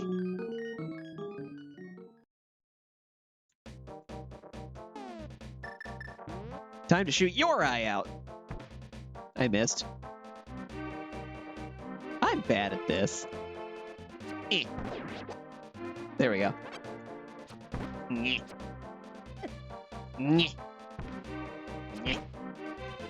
This does not do a lot of damage right now. Oh. Oh boy. I have 2 safety items locked behind Aghanim. Okay.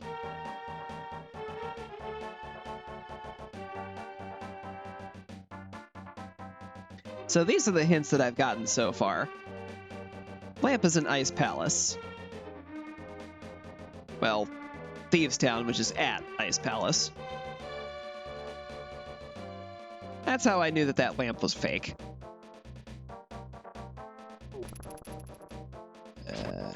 This is not the best entrance into Skullwoods.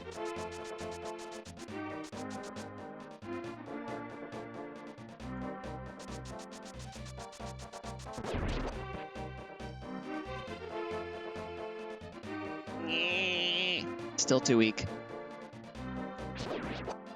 I have scrawny noodle arms.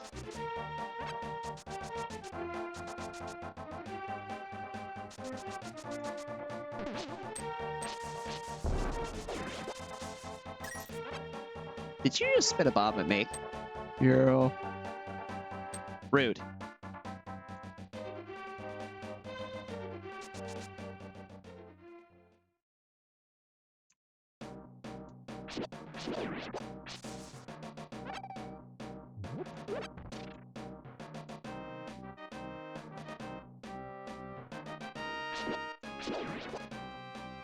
Now, this is one of the dungeons that usually doesn't get randomized.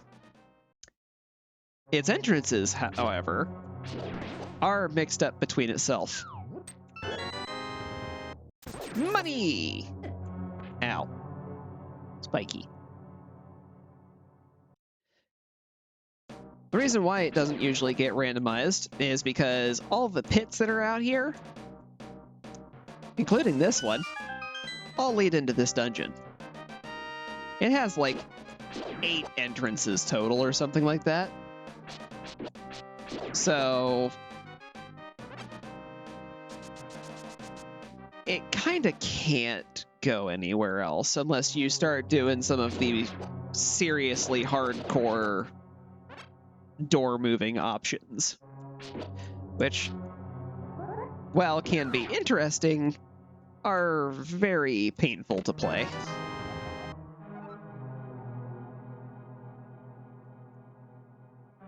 I found the compass for a place that I've already gone through. Hooray!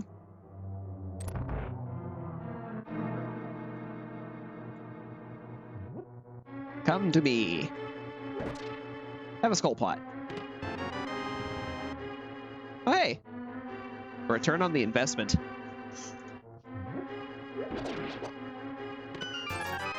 Money.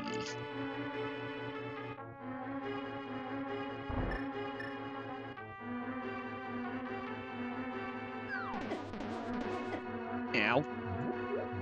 God, you guys hit so hard.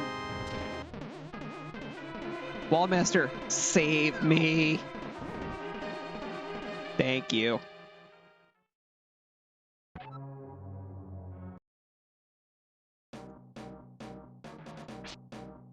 That's everything from that part of the dungeon.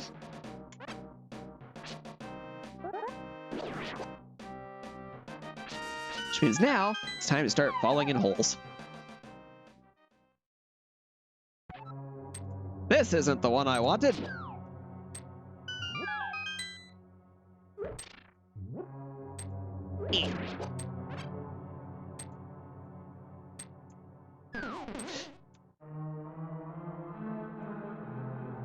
Not going up there. That's a waste of a key.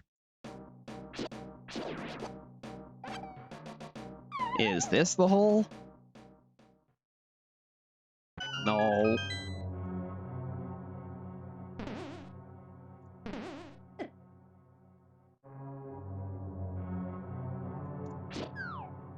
Goodbye.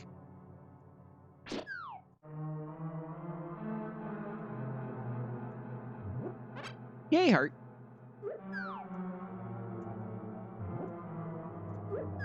Skulls go in the hole.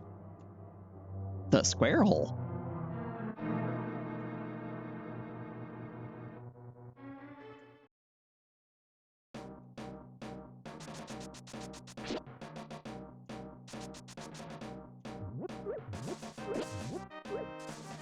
I will probably end up playing Wind Waker Randomizer at some point. But there's a few other things I'd also like to play before I get into another Zelda Randomizer.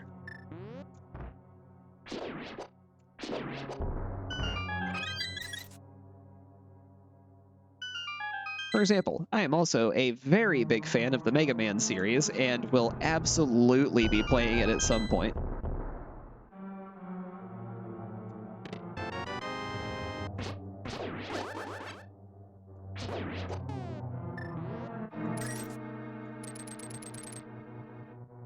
I actually want to do a full series run through of it.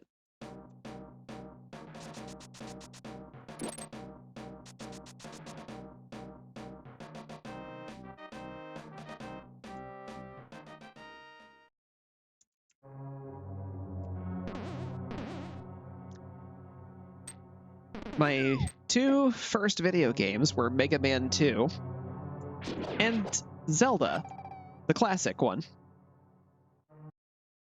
I was 2 years old when I got them.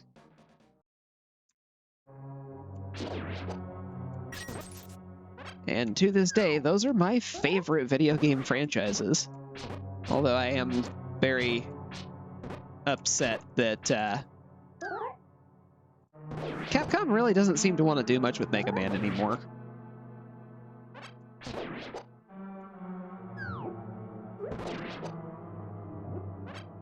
Thankfully, there are some incredible fans out there for the series that are filling in for Capcom until Capcom can figure out what they want to do with Mega Man, if anything.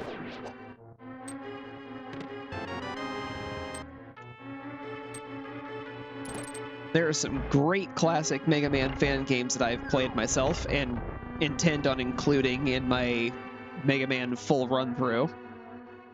And if either of the two X projects complete while I'm running through it, I will add them to the list too, because the two that are coming out at some point in the future both look incredible.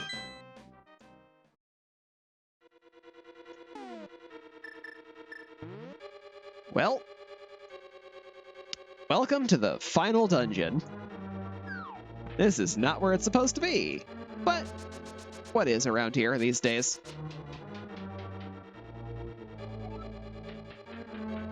$20 for a torch. My $20.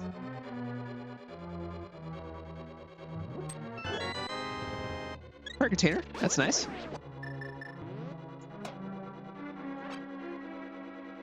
Squeesh.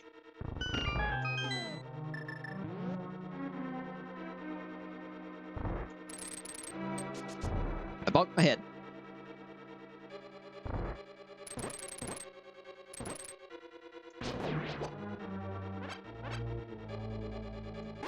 Dodge. Bees. Bobs. More key. And a bee in a bottle. I still don't have a bottle.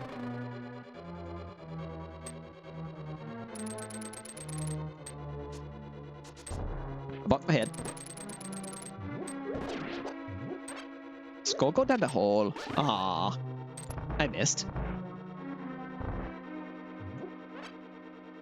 Skull to go down the hole. Magic mirror. All right. Now we're talking. I have a shortcut out of the dungeon at any time. Right.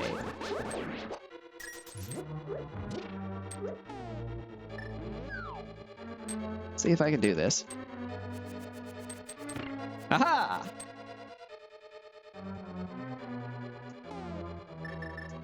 And there's no reason to overcomplicate this one.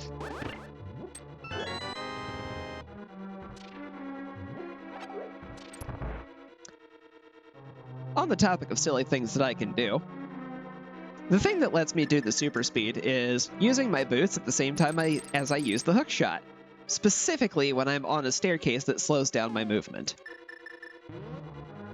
This has other hilarious interactions, like I can put this down, pick it up, and throw it. If I do both at the same time, I throw it real good. This also works with the hammer. There is one very specific location that's actually very helpful for. I'll be doing that later. This is called item dashing. And it's one of the most helpful glitches in the game.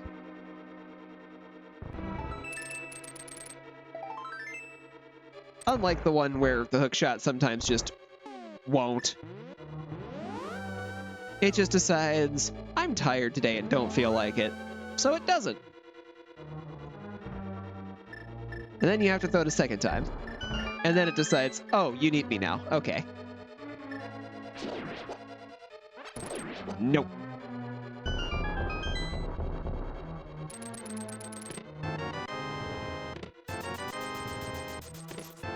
Keys, money. Oh, that's, That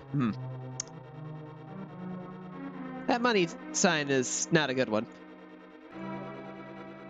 So these all look like switches, but only one of them triggers the exploding wall. It's this one. But nothing else happens when you step on them all, so no harm done. Just some wasted time. Normally that room is just full of money. So most of the time, there's not really a reason to go there in the regular game.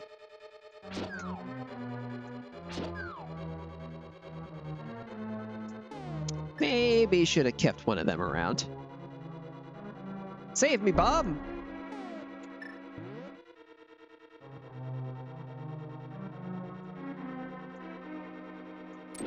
Click, click, click, click.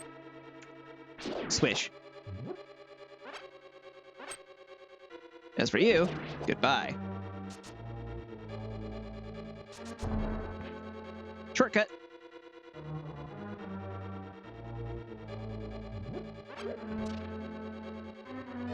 So depending on the item that shows up on the torch back at the start there, this particular guy right here may end up with a graphic glitch.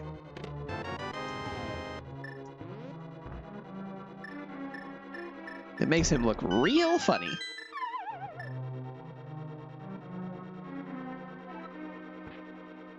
Landmills.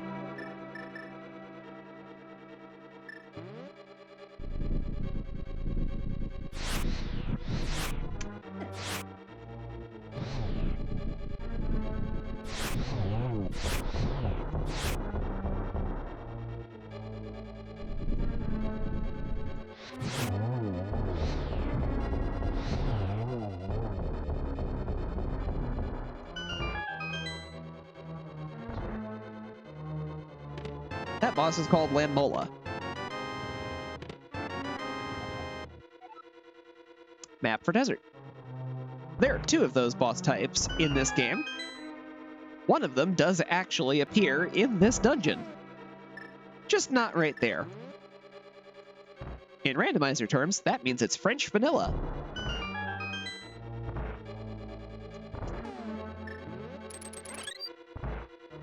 Vanilla means something is in the dungeon it's supposed to be in the location it's supposed to be in. French vanilla means it's in the right dungeon, but a different location in the dungeon.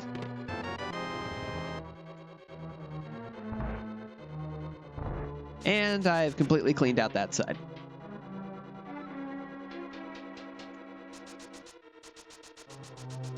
It is ironic that I ended up at 666 rupees in the Tower of Ganon.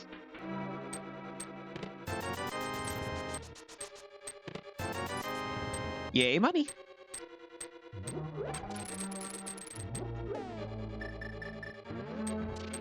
And next up comes a very unfortunate room. Primarily because of that thing right there. Whether you have the Moon Pearl or not, it does that to you. I have to dodge all these floor tiles, and that guy, and this guy, without swinging my sword.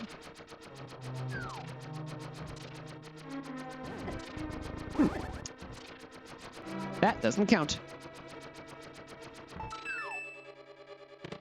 I get a chest item.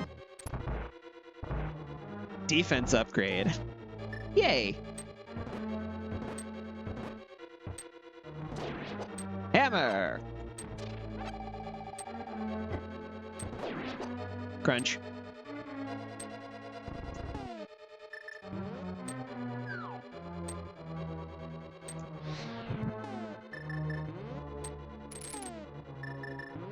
This is the part of the game where I'm going to start using the start menu a bit more often.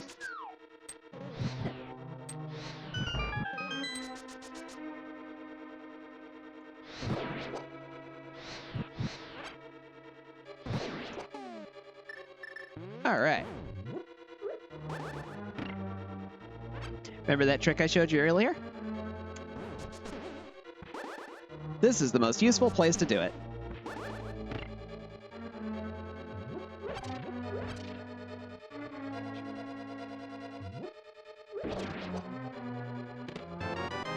I found a shovel.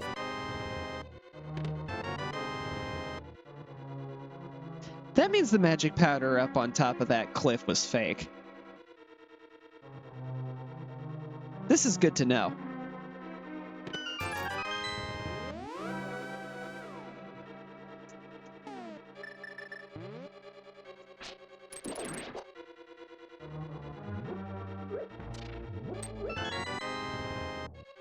I'm actually very happy to find out that information. That means I am now not as likely to go after Aghanim.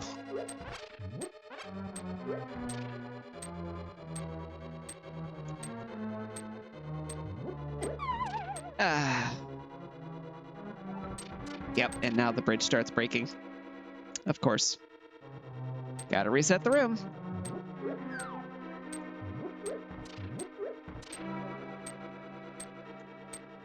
I would love to have the magic cape for this.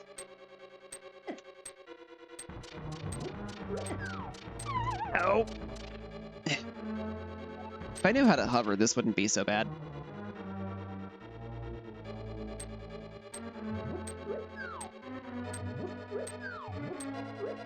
Hovering is a tactic where you can get the little dust from your boots going and pretend like these pits don't exist.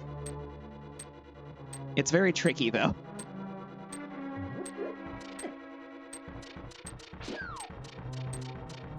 Your timing has to be almost spot on.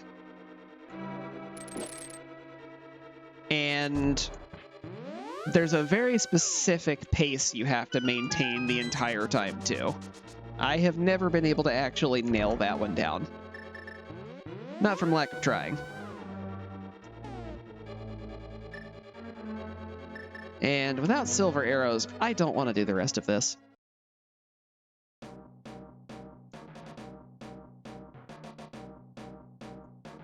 Alright, where do I want to go next?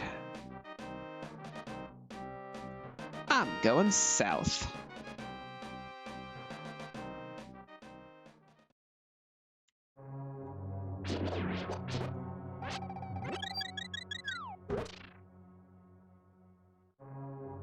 Run! Whee! Bouncy.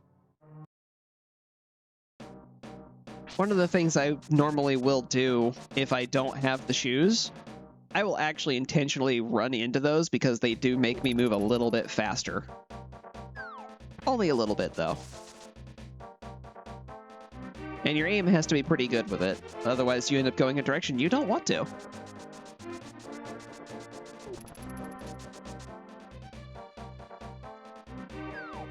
Down the cliff, and again.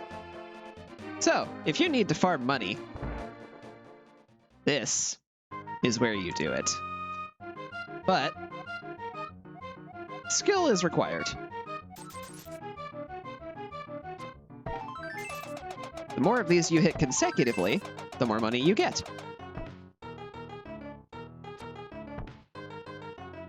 As you can see, I'm bad at this. I tend to not do it very much.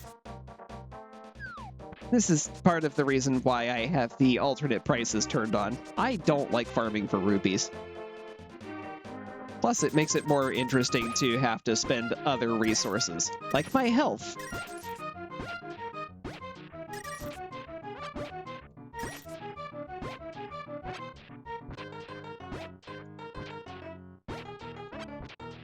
So many digs. For a piece of heart.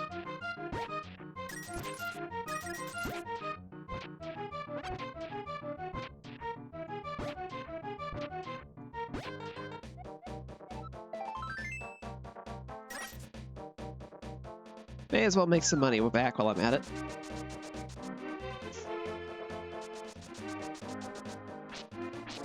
For those of you who like silly things, since I have this now. Running dig!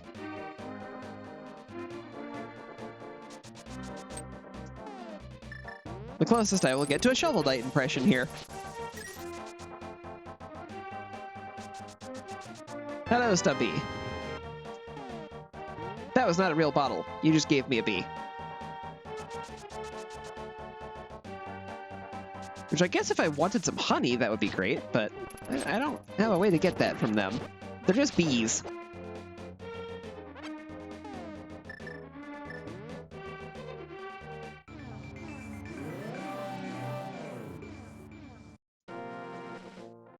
Magic mirror! What's in the cave? A real big key. Misery Mire. Alright.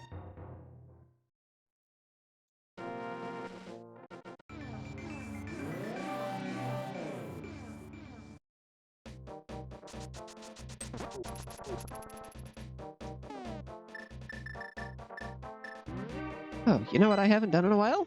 Checked the map. Let's see. Thieves' Town is a crystal.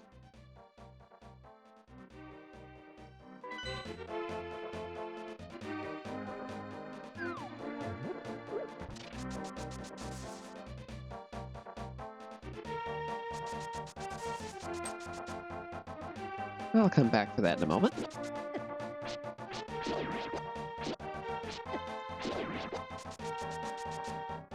There's something up here that I need to see. We walked by it earlier, but I couldn't do anything with it then. I can now. Since I have the Master Sword, I just get the item instead of reading the tablet. Bombs! How explosive.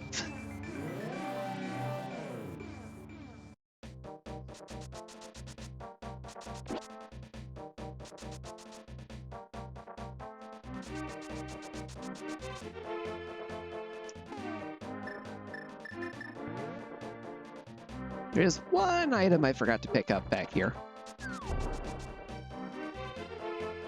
And I forgot to pick it up because, well, technically, it's in a different world.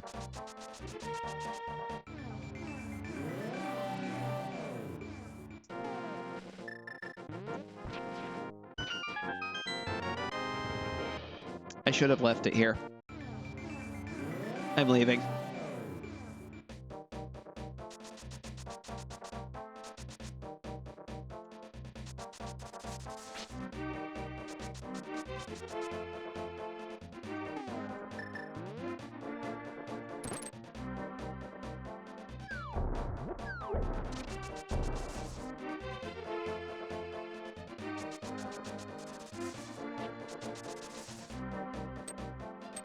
Time to see what's in the dungeon.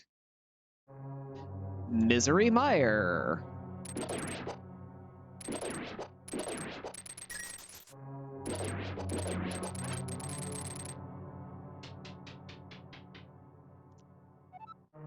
One of the downsides to the entrance randomizer that I play with is there are some fun glitches that you just don't get to play with. This dungeon is one of the bigger ones.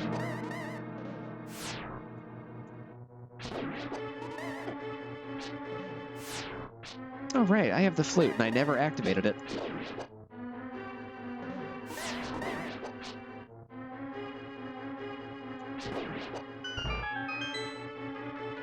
I will release the space duck later. Do I have the big key for this place? Yes, I do. Free check! And it's just a compass.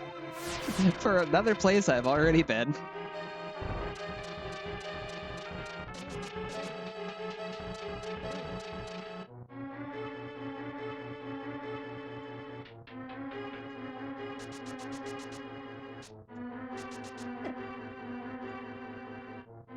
The specific speedrunning glitch for this dungeon is called Spooky Action Glitch. I don't know why it's called that, because it's not that spooky. But essentially, if you set it up right, it lets you trigger a switch in a different room and just skip going up to that room entirely. It doesn't save you as much time as the one for Ice Palace, but it is still, I believe, the second fastest skip in the game.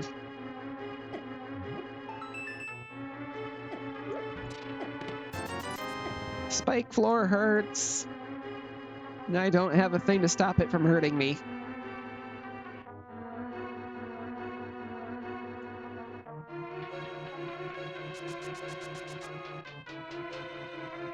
Running.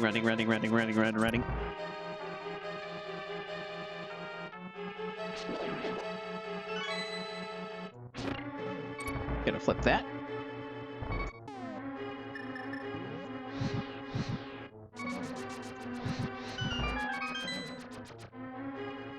Dodge the floor.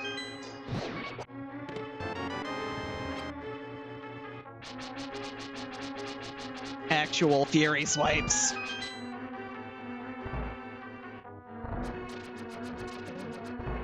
That would have protected me from the spike floor earlier. You know what? I could use some health. Become a fairy.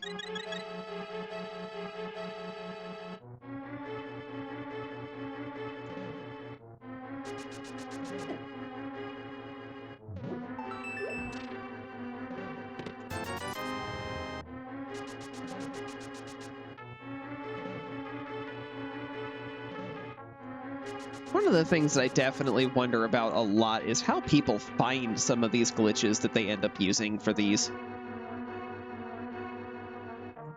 Because there's some really specific things that you have to do for that. I'm just taking the shortcut.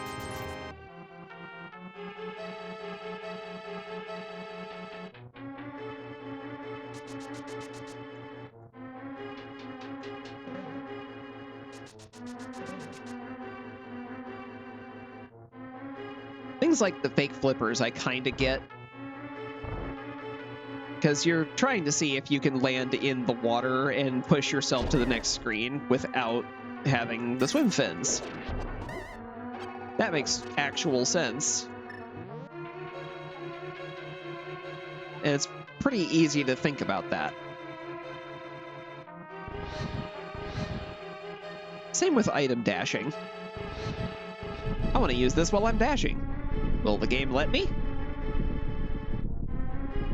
The one that I have a hard time understanding is things like being able to push yourself through objects. Like with Diver Down.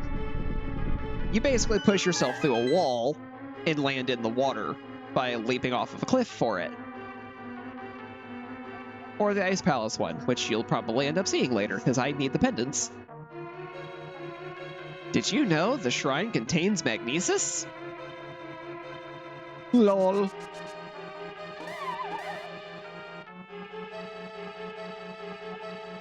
It's not even in this game. I finally have a bottle. We're only like 2 hours in. And there's 4 of those.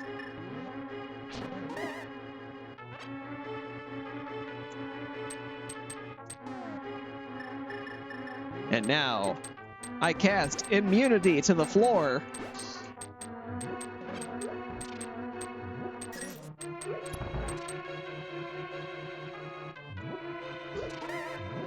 Uh-oh. I made a mistake!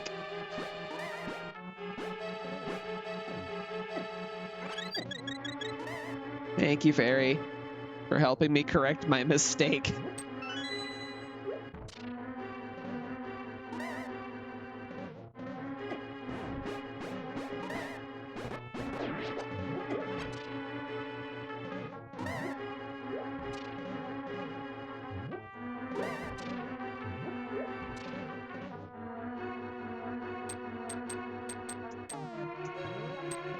Hiya!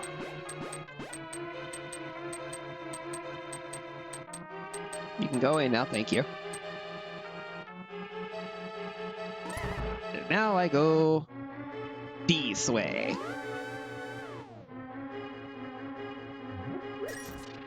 I don't have the lantern.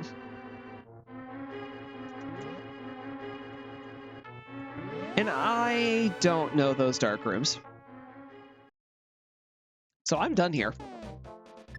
Until I have the lantern.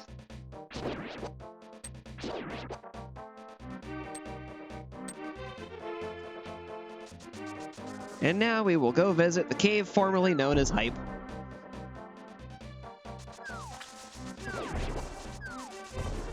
It actually got that nickname because for some of the older versions of this randomizer, it used to have the best items all the time.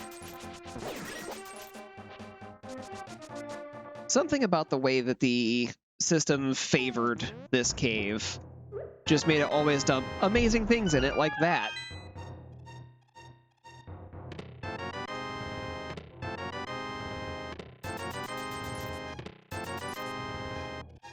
Okay, so only one really amazing item here.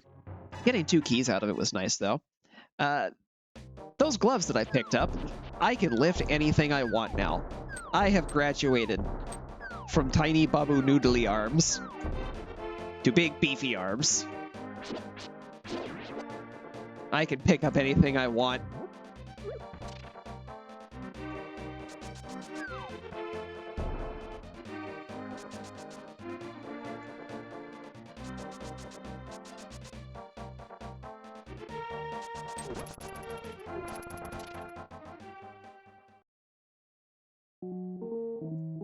Blind buy!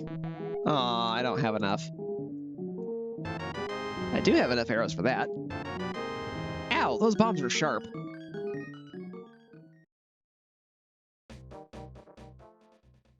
I'll at least find out if that's real. It is. Wow, 22 bombs for a health potion. No, thank you.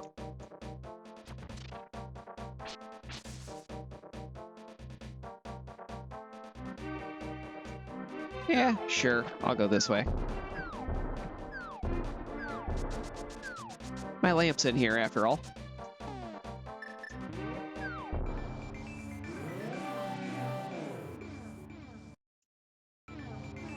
Oh no, a mirror bonk.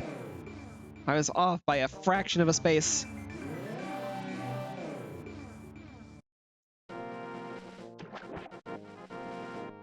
I lift the rock.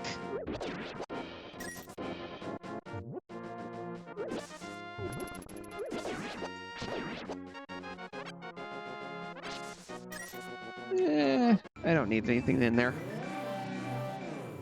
It's just health now. Oh yeah, it also gave me a magic potion. That's good. I will probably end up needing that soon.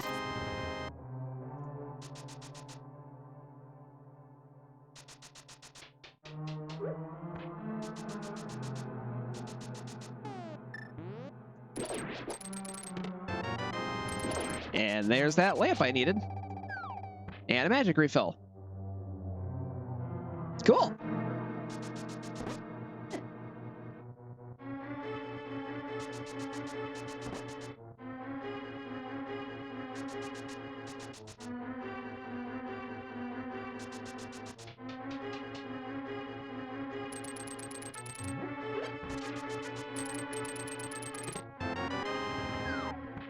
And now I'm red.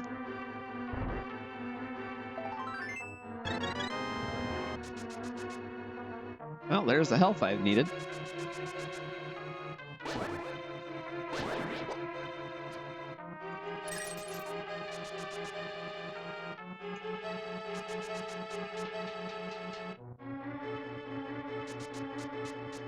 Charge!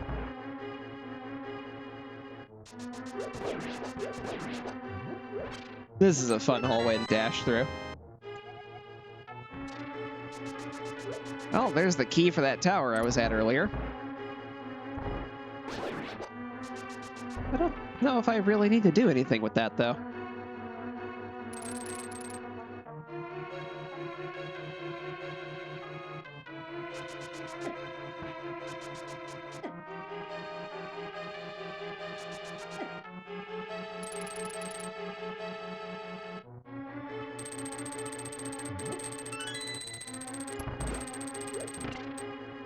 gonna go ahead and flip that. I will not be coming back for that hint. I don't really need it.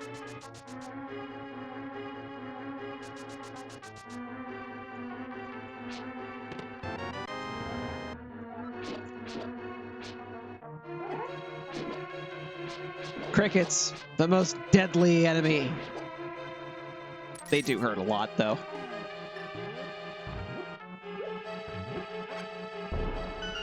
Skull to go down the hole.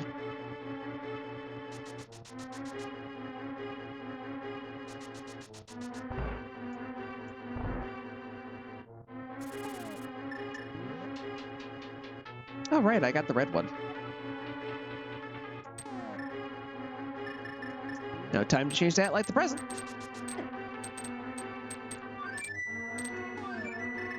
That's not the boomerang. That's the flute. Silly me.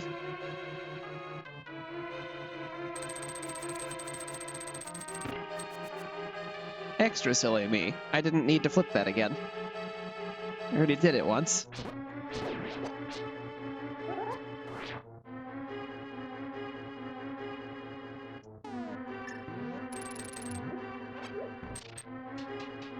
Down the stairs I go.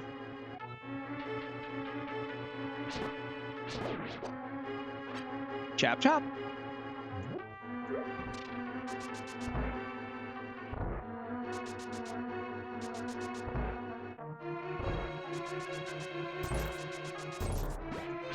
I bumped my head.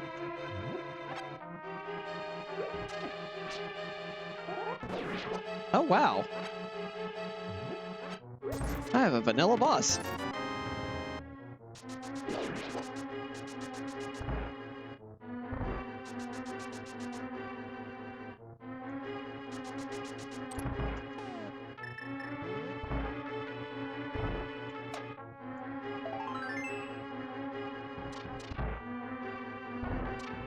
Yeah, I also moved all the bosses around, so they aren't where they're supposed to be either.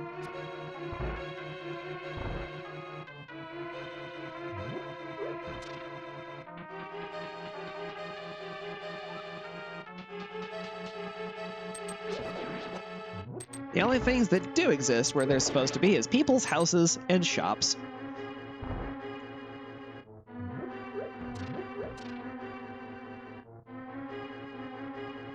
Step into the light.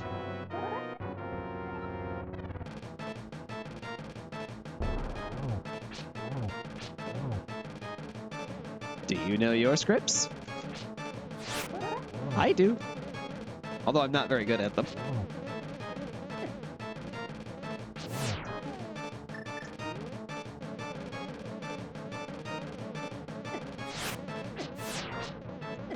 Alright. This is the point where I just make this easy.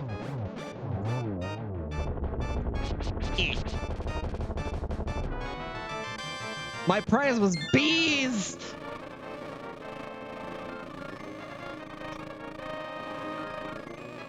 Victory bees!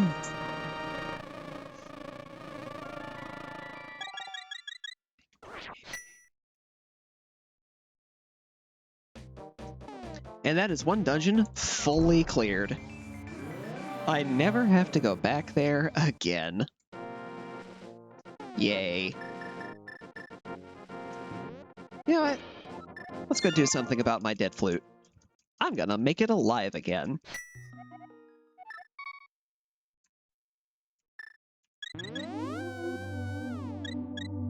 That's faster than running.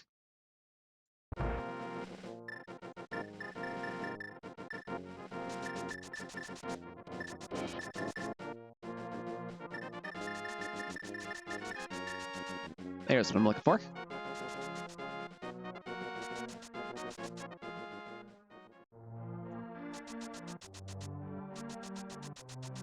And now it is time. I play the Song of the Duck.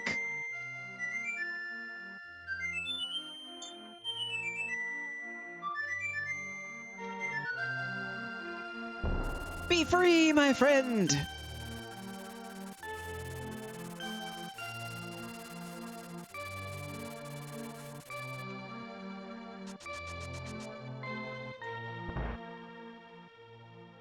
It'll matter here in a bit.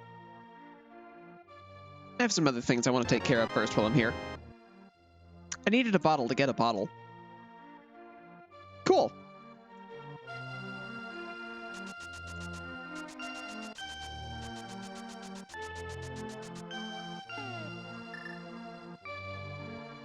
I actually do need this.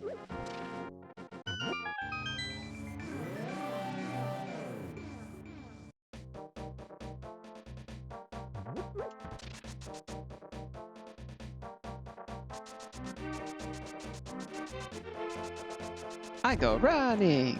I hit my head. I go running. Stop. All right. Now then, this area.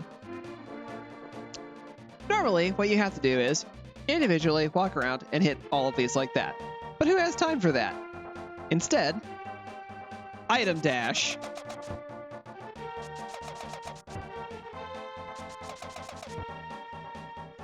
And watch as everything becomes easier.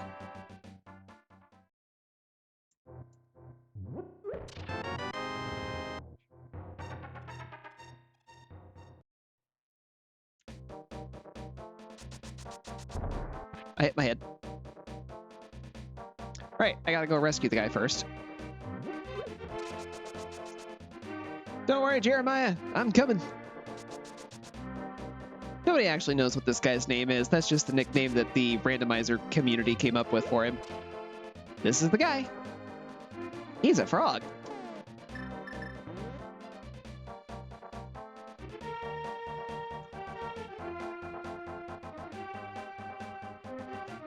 Ribbit, ribbit, friend.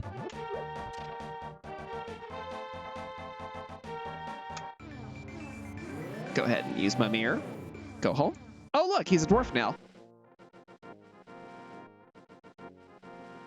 The dwarven breadsmiths have been reunited. Hey! Now I leave. I go back in. I give them a little bit of money. And they have forged a map for me, apparently. Or Ganon's Tower.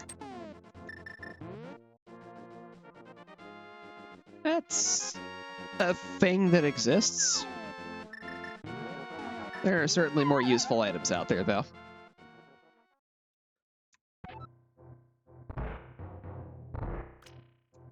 How dare you wake me from my slumber? Today I curse you with...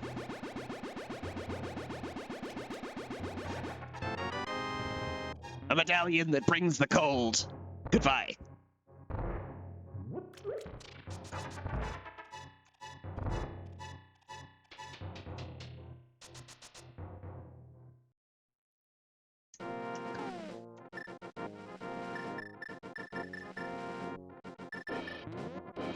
No, I want the mirror. Because I'm about to take a really big shortcut for this side quest.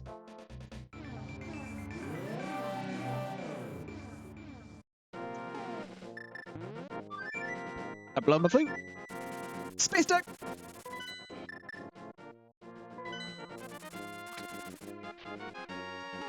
And that's what the flute unlock is for. I have fast travel now. Save warping is now much less important. I got a map.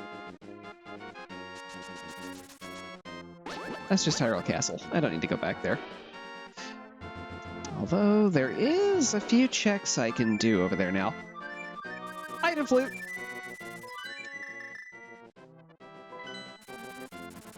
Yes, item flute, indeed. I meant to say dash flute. Point of order! Space Duck does not exist in the Dark World.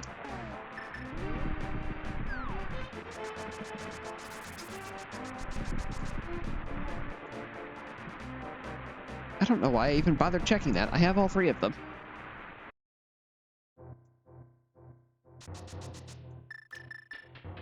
Remember how I mentioned being able to remove these earlier? Well, I didn't mean to actually push that one. So let's reset.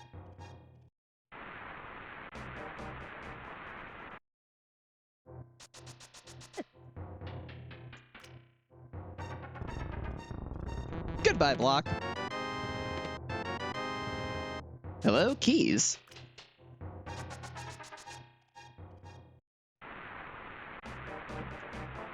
The short version of what's going on there is when you use the mirror and you're in a place where the mirror doesn't activate, like this, it makes a beeping noise. You probably heard it, but it sounds like this. That means it can't be used. If I'm in the middle of pushing a block when I use it, it deletes the block.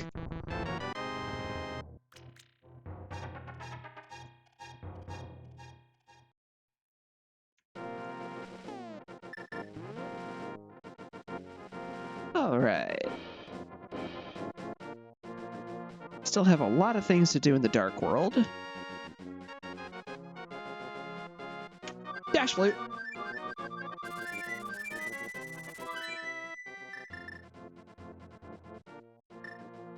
I'm going over here. Still haven't found Palace of Darkness yet, but this is the most convenient portal for where I'm trying to go.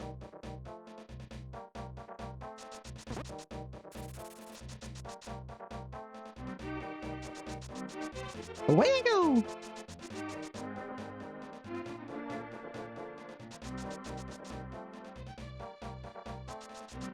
Tag, you're it.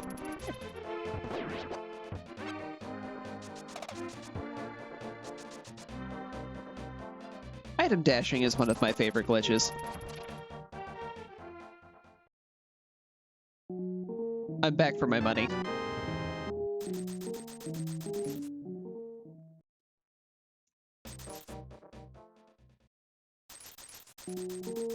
A key for 10 bombs. Hard pass, thanks.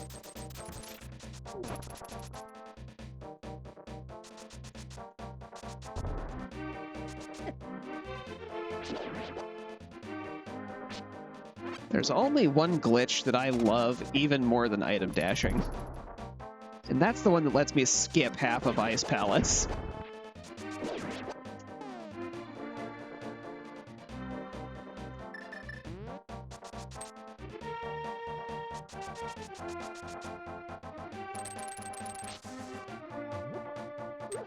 Have a rock. How about you? Can you stop the rock? Yes, you can.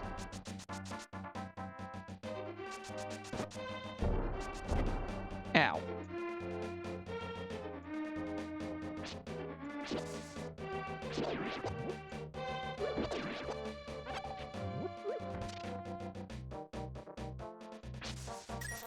If I remember right, this was a capacity upgrade, or like a piece of heart or something.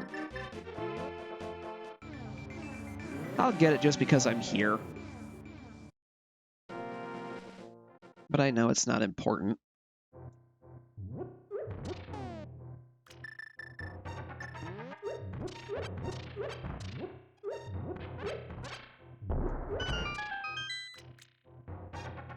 Oh, there's a key. Sure, I'll take a free key.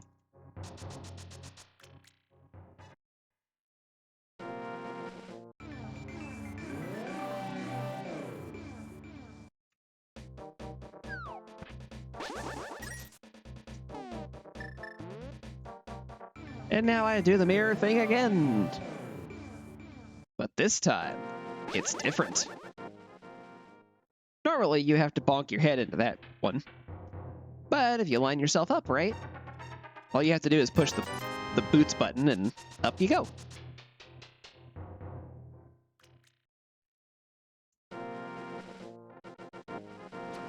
Let's see. I need to go up a mountain. Oh!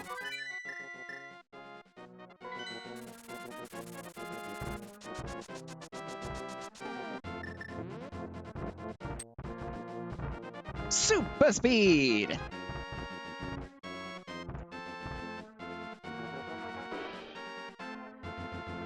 Unfortunately, the speed buff does not work while you're still climbing those.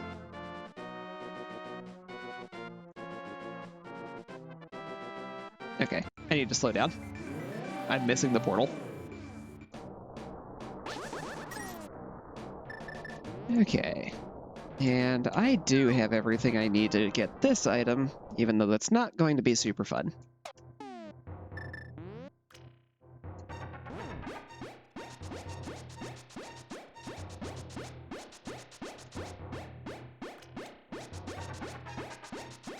Normally, this is where Magic Cape can be found.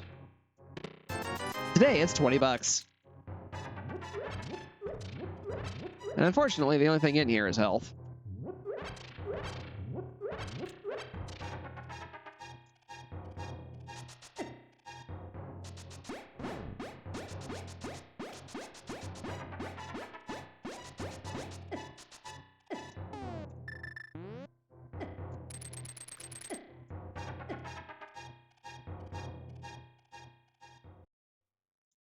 The good news to this, even though it did cost me all of my magic meter, right down here, this cave lets me heal. Let us have a cup of tea.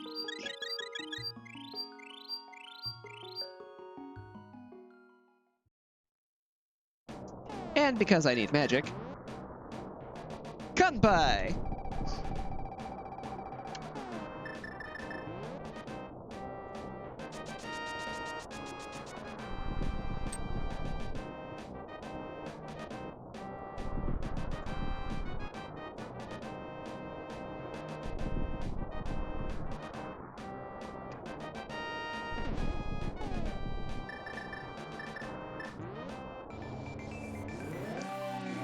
Just a heads up, walking into those two gets you into one of the longest dialogue boxes in the game. So for speedrunners, avoid at all costs.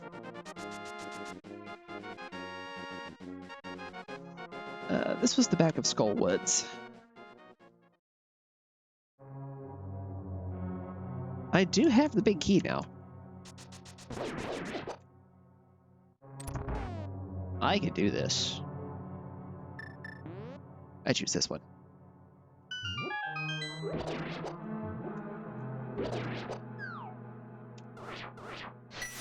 Chill.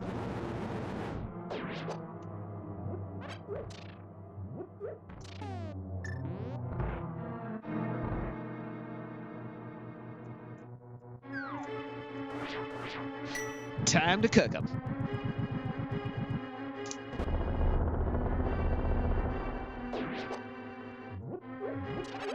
Ah, satisfying.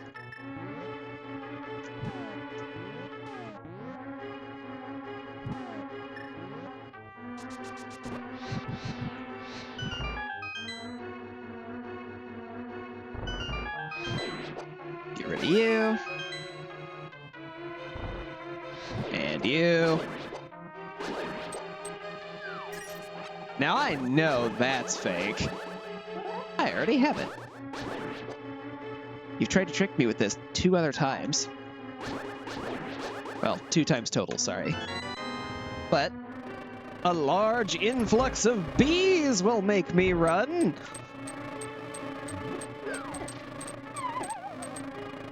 Fun fact, while you're falling in this version, this is the other landmouse.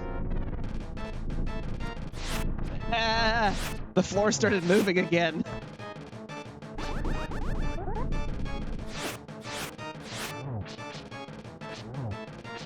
Anyway, as I was saying, because this is basically the original Japanese version of the game before all the glitches were removed, it's called the 1.0 version. The reason I say this is because if you were to, say, fall down that pit up there and get grabbed by the wall master while you're falling, it can actually still grab you and take you back to the front door. This is called getting 1.0'd.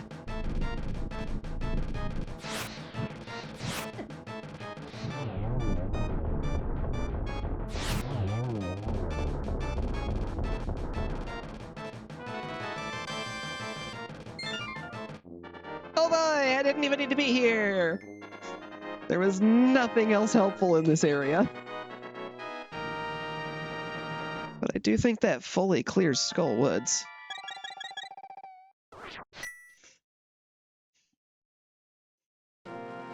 So I never have to come back again.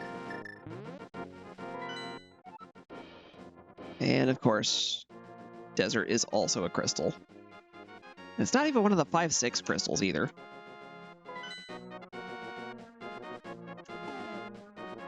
I don't think I've gotten either of those.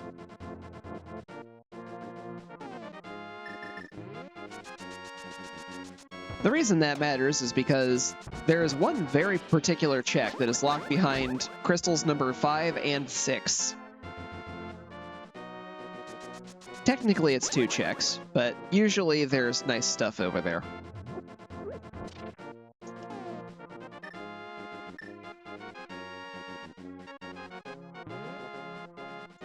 Literally looking for the item that I'm hovering on.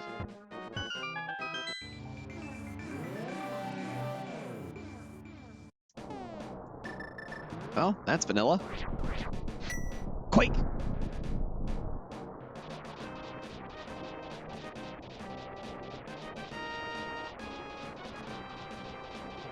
And by sheer process of elimination, this is Desert Palace. There is nothing else that it could be.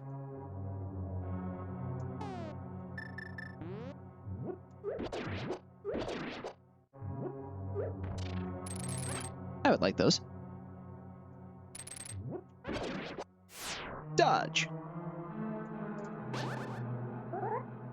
Spin to win.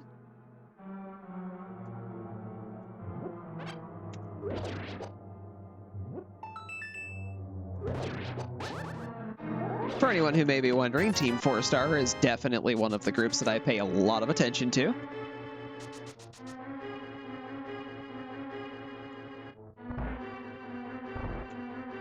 Hey, a shield upgrade. This one I will take. Boots can be found in Turtle Rock. You don't say.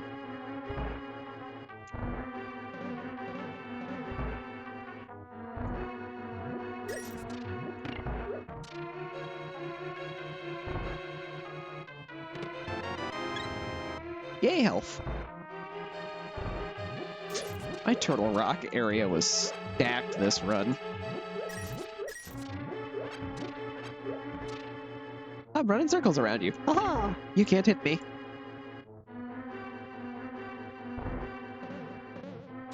Off I go.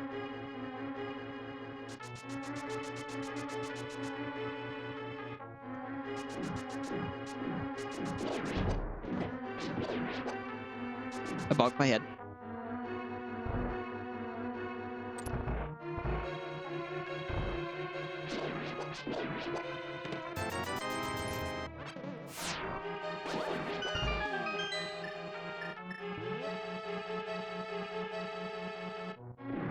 Hiya!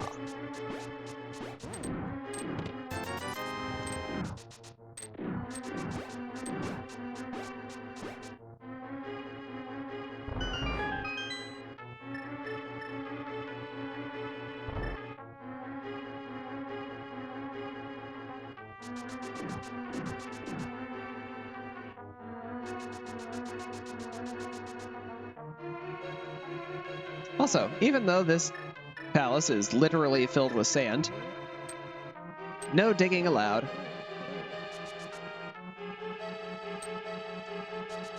Doesn't stop me from shovel dashing.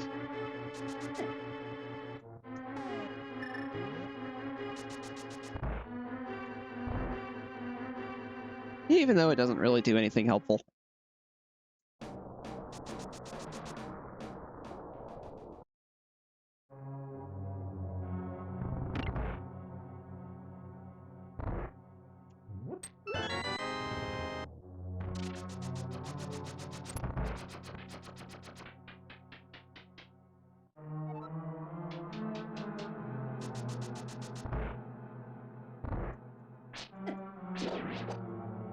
I swing a sword. I run. I run again. I hit my head.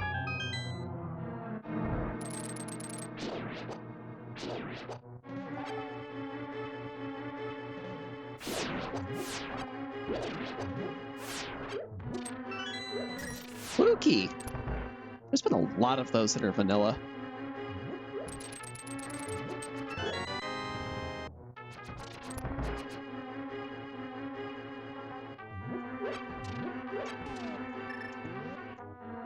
Hello! You're the reason I couldn't finish Eastern Palace earlier. There's 2 of you at the end of it.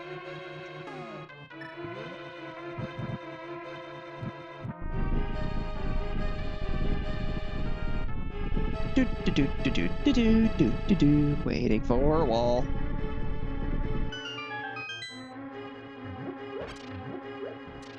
Go ahead and get that little bit of magic refill. This definitely can't be Landmo. Oh no!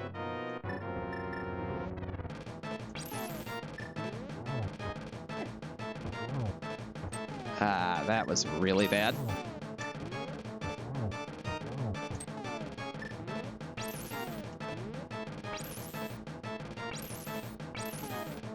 Oh my god!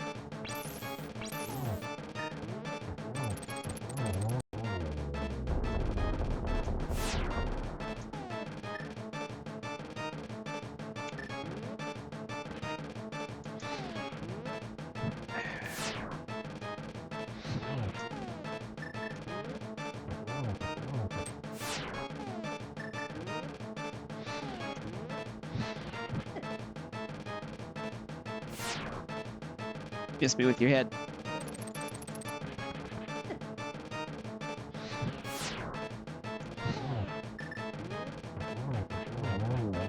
Okay.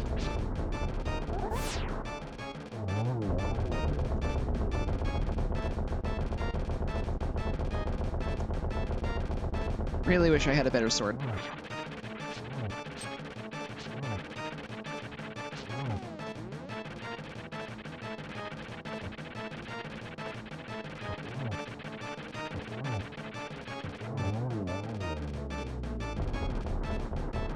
Huh. Almost ran out of magic there. That could have been bad.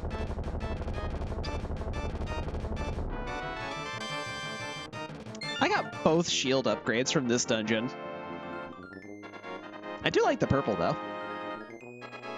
It fits well with Spyro.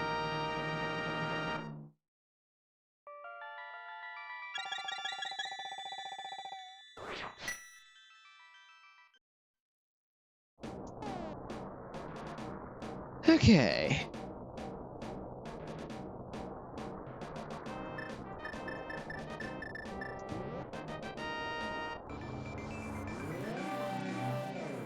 I don't know what's in here yet. Let's find out.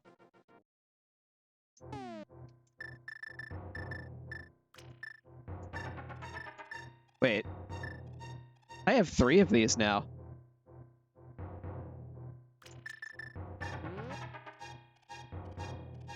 A bee!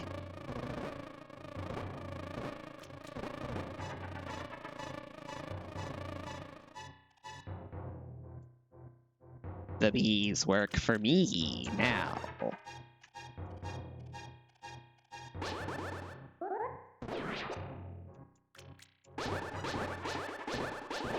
So these guys are referred to as mimics because they mimic the direction you move. I'm taking advantage of a little bug in their program right now. If I grab a wall, I can still make them move.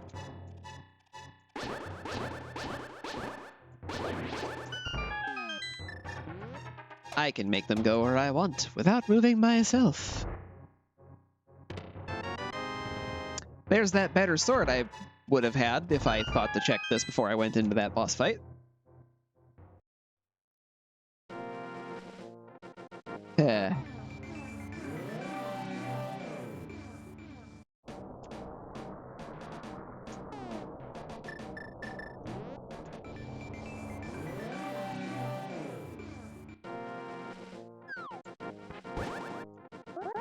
Once again, continuing with the purple theme, too. Very nice for Spyro.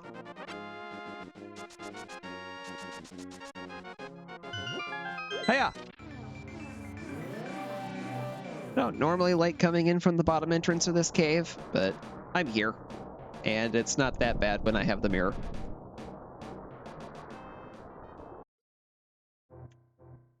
Need to check the other one first. I knew one of these was a store. I just couldn't remember which one. Please be real. I am so happy to see that. Big key for Ice Palace. Money. I have silver arrows now. My bow just got a massive damage upgrade. I'm actually doing okay on keys for a change. That may change later.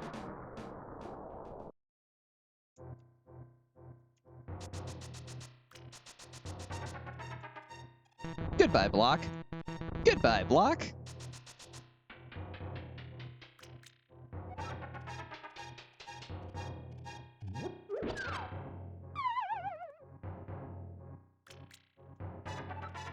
Two more. Goodbye, block, and goodbye, block. Oh boy, a B refill.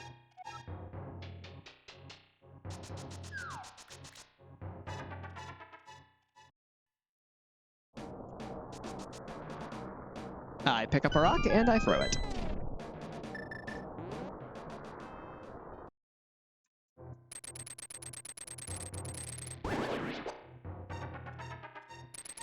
You know, maybe swinging your sword at an electric jellyfish while it's electrifying itself is a bad idea. Just maybe.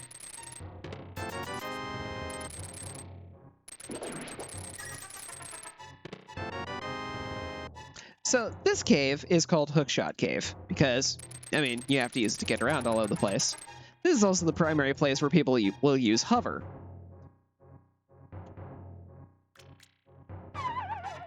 Got a little bit out, but basically, when you're in the dash mode, it can slowly stop you from falling down. Because you see how I slowed down just a little bit, like that? But that's because I'm getting close to an edge. If you're fast enough with the boots and consistent enough with the pace, you can actually prolong that state indefinitely. I can't do this, though. I'm not good enough.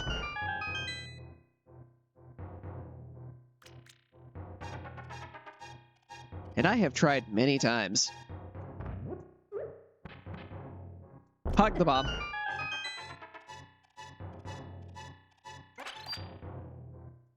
Oh, look, health back. Like it never happened. Actually, you know what?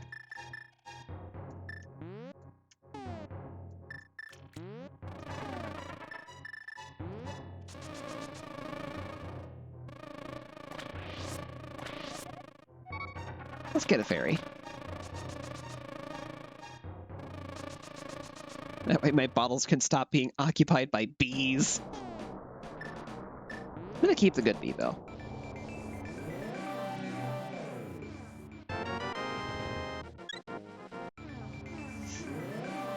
Hooray, heart container! I grabbed it because it was easy. These are Lionel's from the Super Nintendo era. Do I have enough? Wow, I actually do.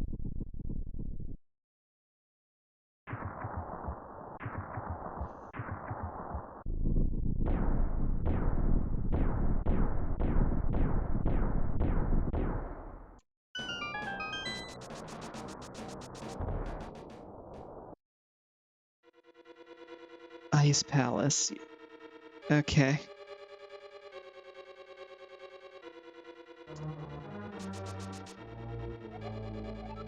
Read, or the owl will eat you.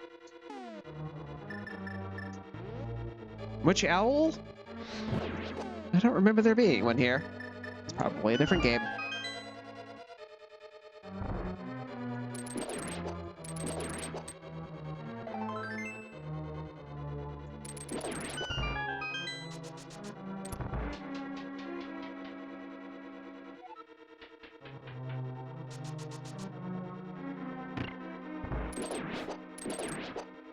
One of the things I know that you can do with the randomizer tech on this particular game is you can set it up so that it's a co-op seed,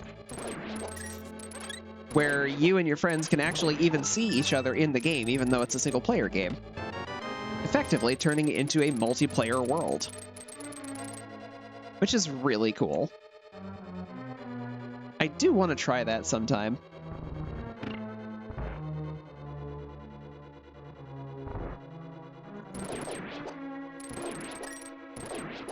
So, because this is Ice Palace, obvious ice mechanics, this is why I don't want to be here.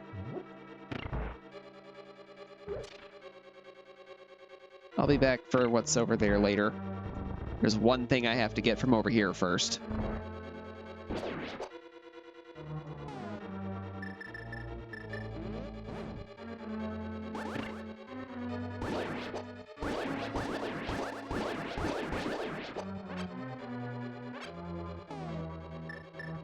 Fun fact, I did a practice run a while back, just to get my feet wet with these videos a little bit. And I died in this room because of those jellyfish.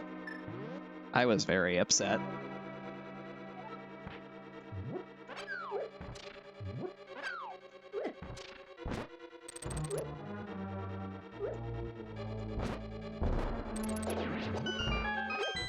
Definitely messed that up, but close enough.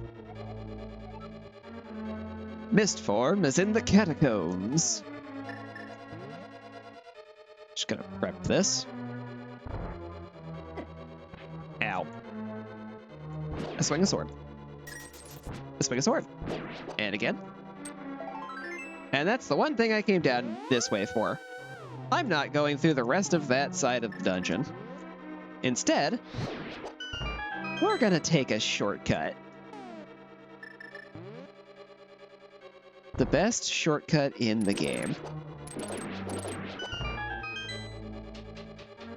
But it involves abusing a door and the magical powers of a red cane.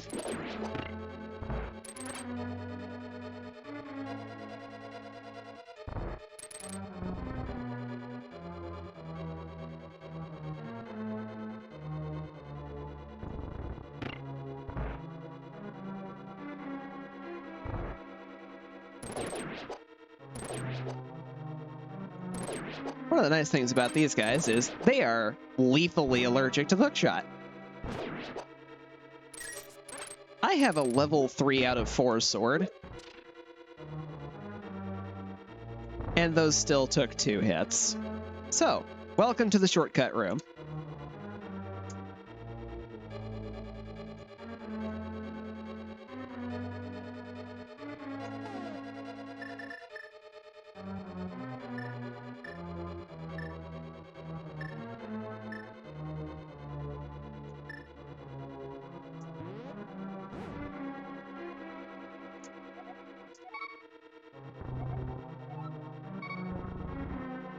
I squeezed through the wall. So just to explain a little bit of that, basically you press your face up against the wall here. Then you go just a tiny little bit to the left into the door, and then you press down and left at the same time. You get stuck on the wall. Then you drop a Cave Samaria block.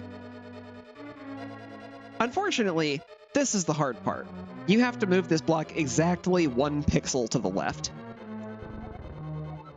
Using the select buffer like this, which is just opening the select menu while you're pushing it, makes this easier. You can see that it's exactly lined up with the wall. That's what we want. Push down. Welcome to the other side of the wall. I can skip the other half of this dungeon now. I never have to look at it. Good riddance.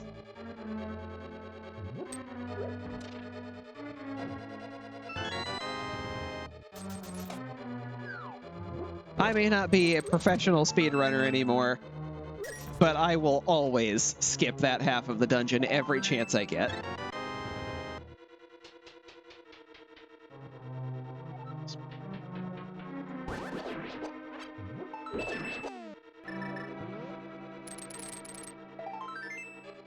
Well, I say professional, but I was definitely amateur.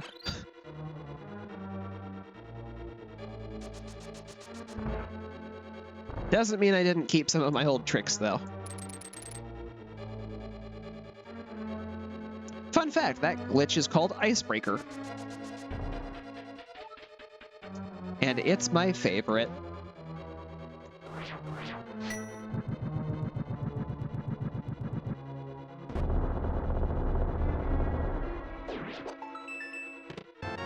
And thanks to a hint tile earlier, we already know. I don't need that box.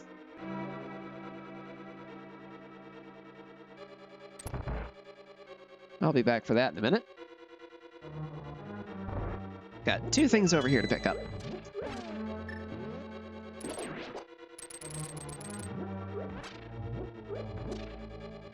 Oh yeah.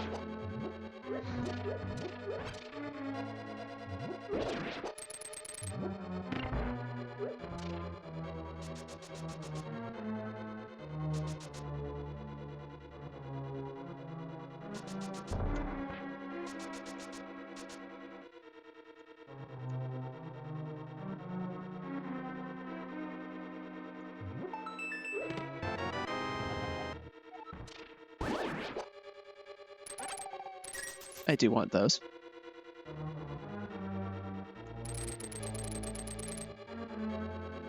All right, and that's basically all of the items in the dungeon. I have skipped roughly 7 to 10 rooms. I regret nothing. I never want to see those rooms, if I can help it.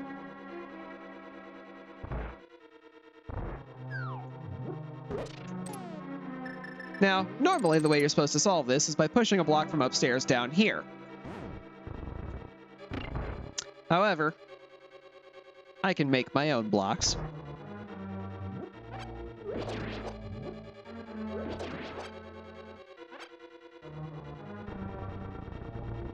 There are 2 ways you can speed up that process a little bit. Unfortunately, the intended way to complete the dungeon is to go through the rooms that I skipped, go through the one room that had the raised and the blue pillars and the red pillars. I guess they're more of like a clay color. You have to lower the blue pillars to push the blocks down here. Unfortunately, that also prevents you from passing. That box that was right next to the wall that I skipped through earlier is where the big key is.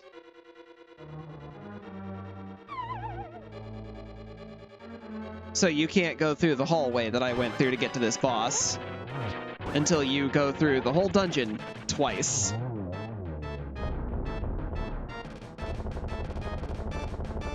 This is why I skip it every time.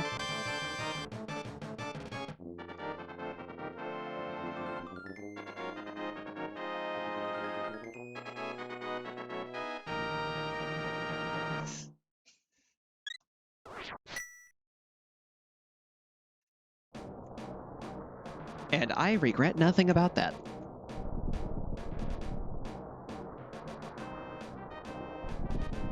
Alright, Ice Palace is done.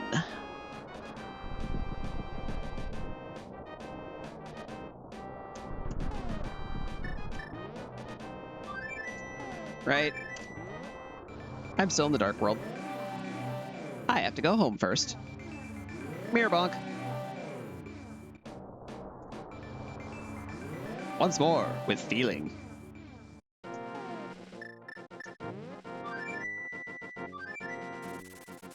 Away I go. Now, I don't really know where the last pendant is.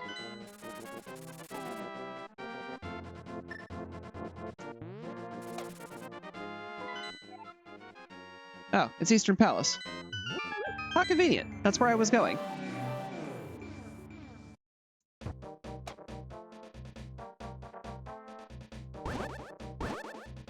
And while I may not have the perfect set of items for dealing with Ganon,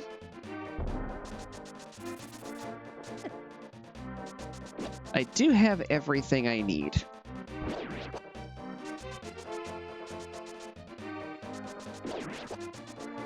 And there is just no way I'm going through Aghanim's Tower to get the magic cape. So I am essentially in go mode, which means I'm ready to finish this. And right here is my first step to doing it.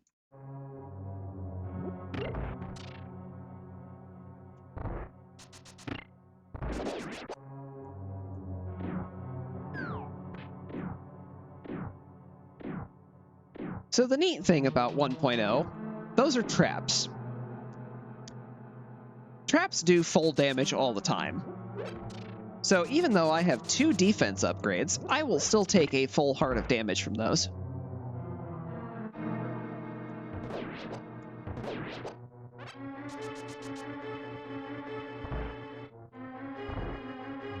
Just as a bit of an explanation of this room, since I've gone through it twice now. Basically, there's like a U shape right here, roughly. If I don't touch that U shape, only 2 skeletons spawn in here, and they always spawn in the same location. Both of them can be defeated before they've fully spawned. Otherwise, you get 3 or 4 of them, depending on which line you hit.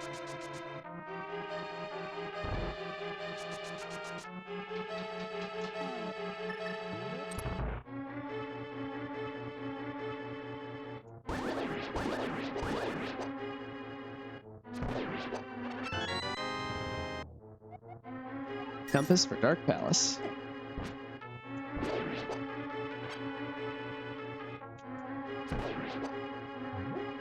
That was annoying.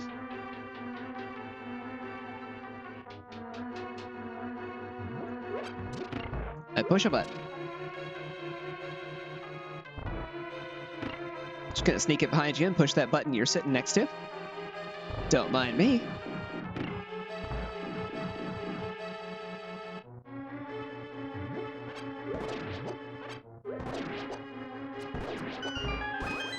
Silver arrows.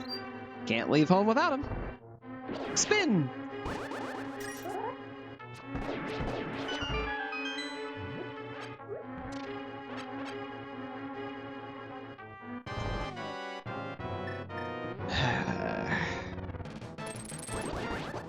At least I have silver arrows for this guy.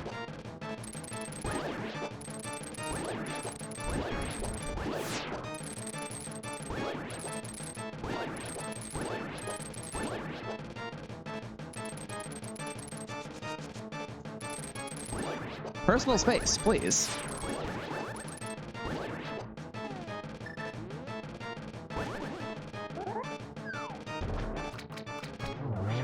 And that's the end of that boss. Silver arrows are great.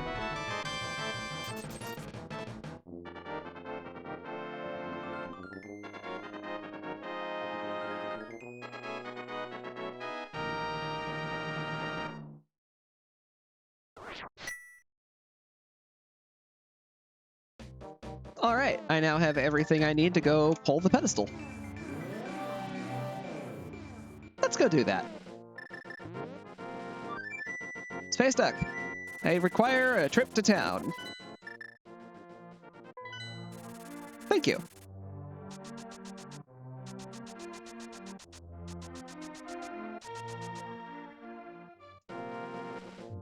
Have a sign.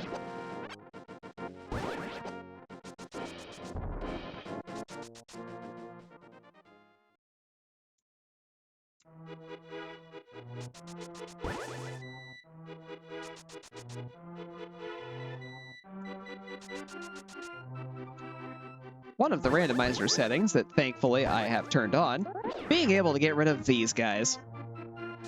They steal your stuff. They're very annoying.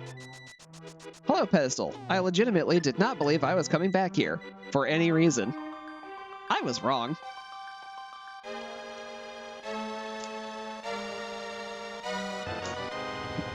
My last bottle!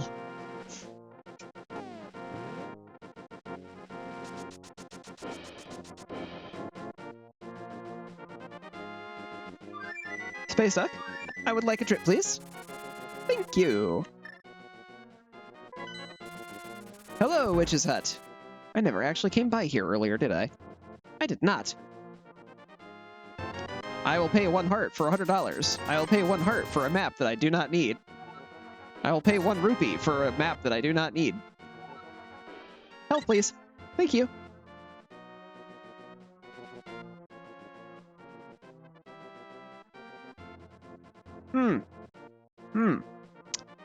That's unfortunate. You don't have the potions I need.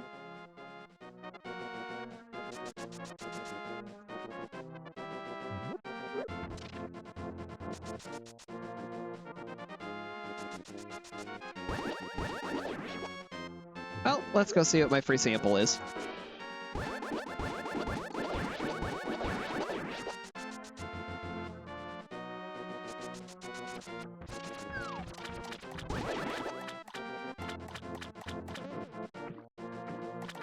Into the waterfall.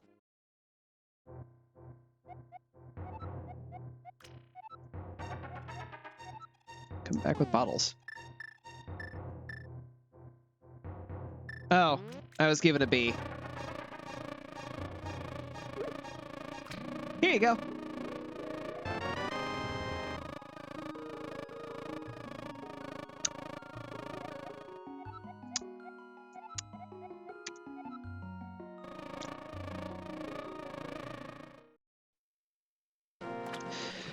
So my free sample is better bees.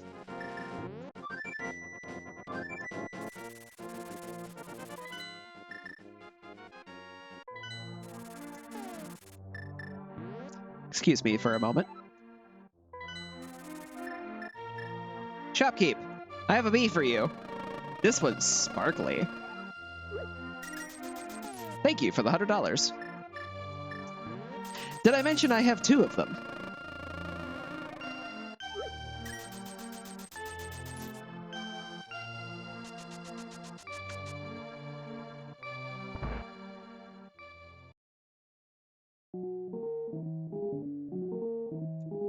This is the better deal. But also not what I'm looking for. Ugh.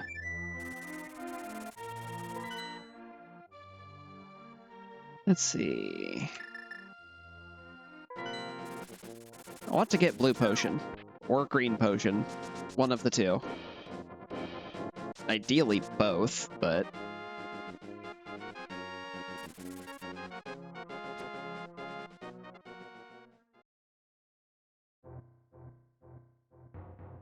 You have a fairly normal stock of items.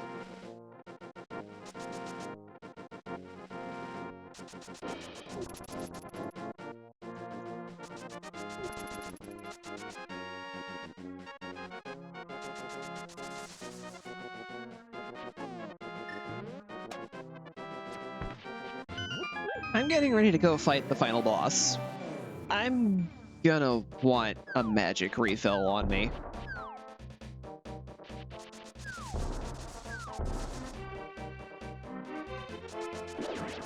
So the one special check I was talking about when I mentioned the 5 and 6 crystals is this guy gets another bomb right here. It's big, it's pink, and it makes a very, very big boom. The downside to it is it's expensive, it doesn't actually hurt anything, and it's really only used for opening one very specific blocked cave entrance.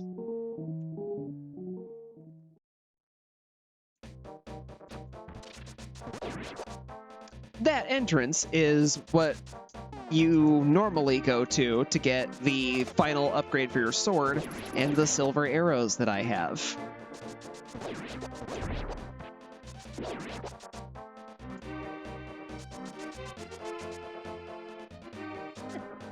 Which means, generally speaking, you don't have access to the silver arrows at any point where you'd be able to actually use them on bosses that are hurt by them. Aside from the final boss.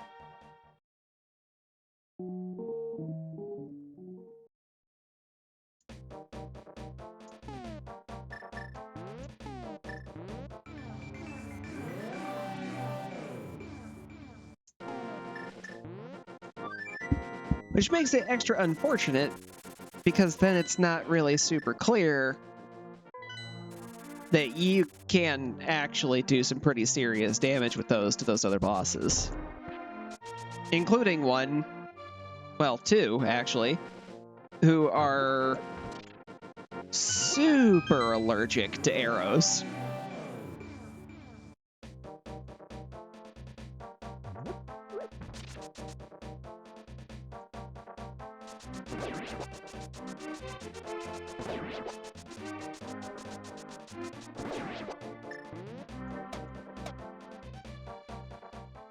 Do you have the potions I'm looking for? Why, yes, you do.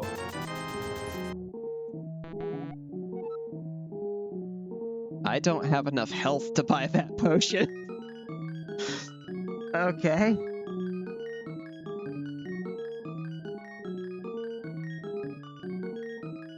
I have to have almost full health for that. Actually, no, I have to have all 20 heart containers. Yeah, I'm not getting that. Okay. Well, I choose another one of these then.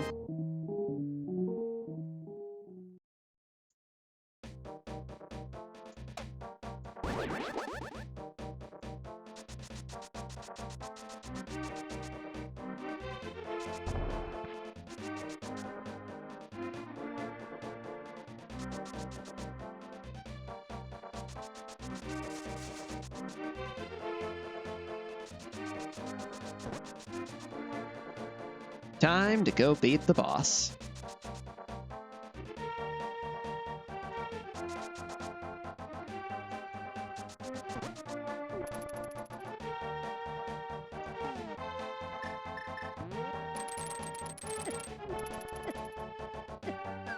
Yeah, I have to swim over there. Come on.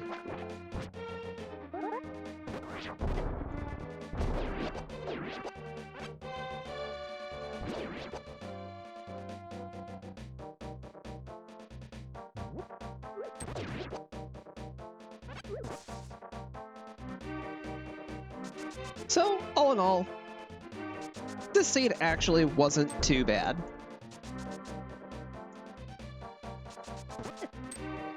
The hardest part of it was having to dive into Turtle Rock super early in the game. This is the wall that you need that special bob for.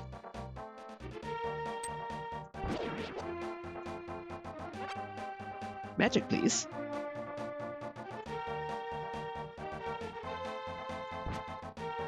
I'm coming for you, Ganon!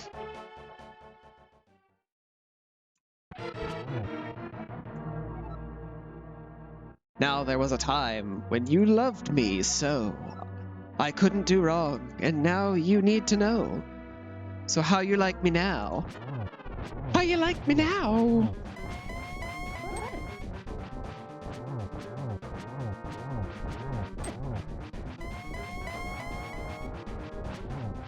Sorry to burst your bubble, Ganon, but I never loved you. You're kind of a mean guy.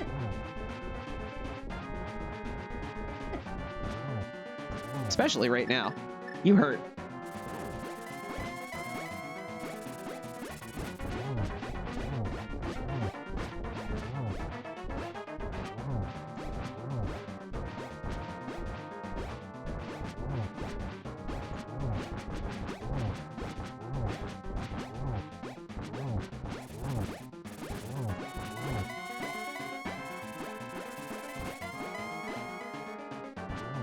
Hooray for invulnerability items.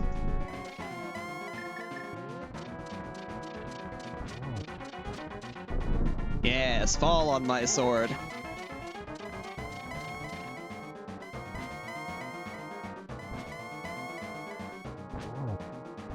Do it again.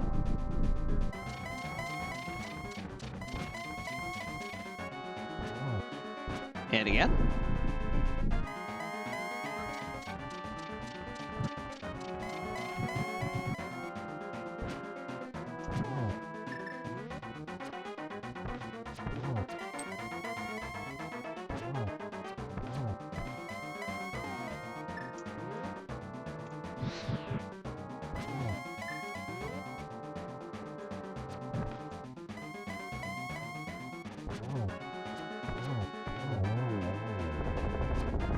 One to the left, one to the right. Well, that went more center. Huzzah!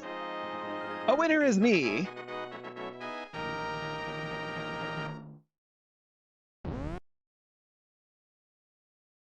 Fun fact, if you move up too soon, you can actually fall down into the pit and have to redo the entire fight, even though you just defeated him.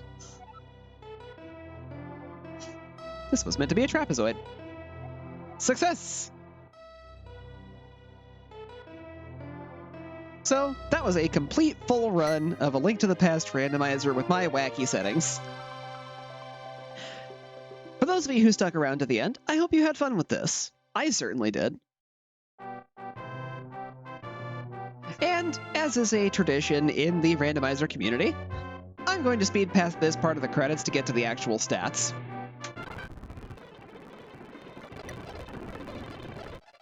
Where I will actually do my full proper outro.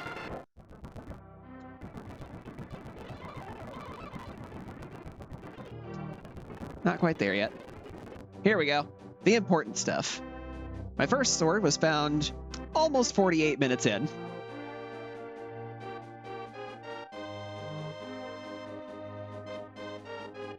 I beat 7 bosses, 4 of which were with the Master Sword.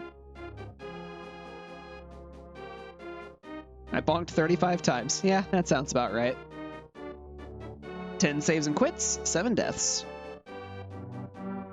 So, as I mentioned, this is my first real video, and I don't really have that much experience with creating content, so I hope that this actually was entertaining for everybody. I do plan on continuing to do this more in the future, and I'm probably going to end up playing some different games along the way.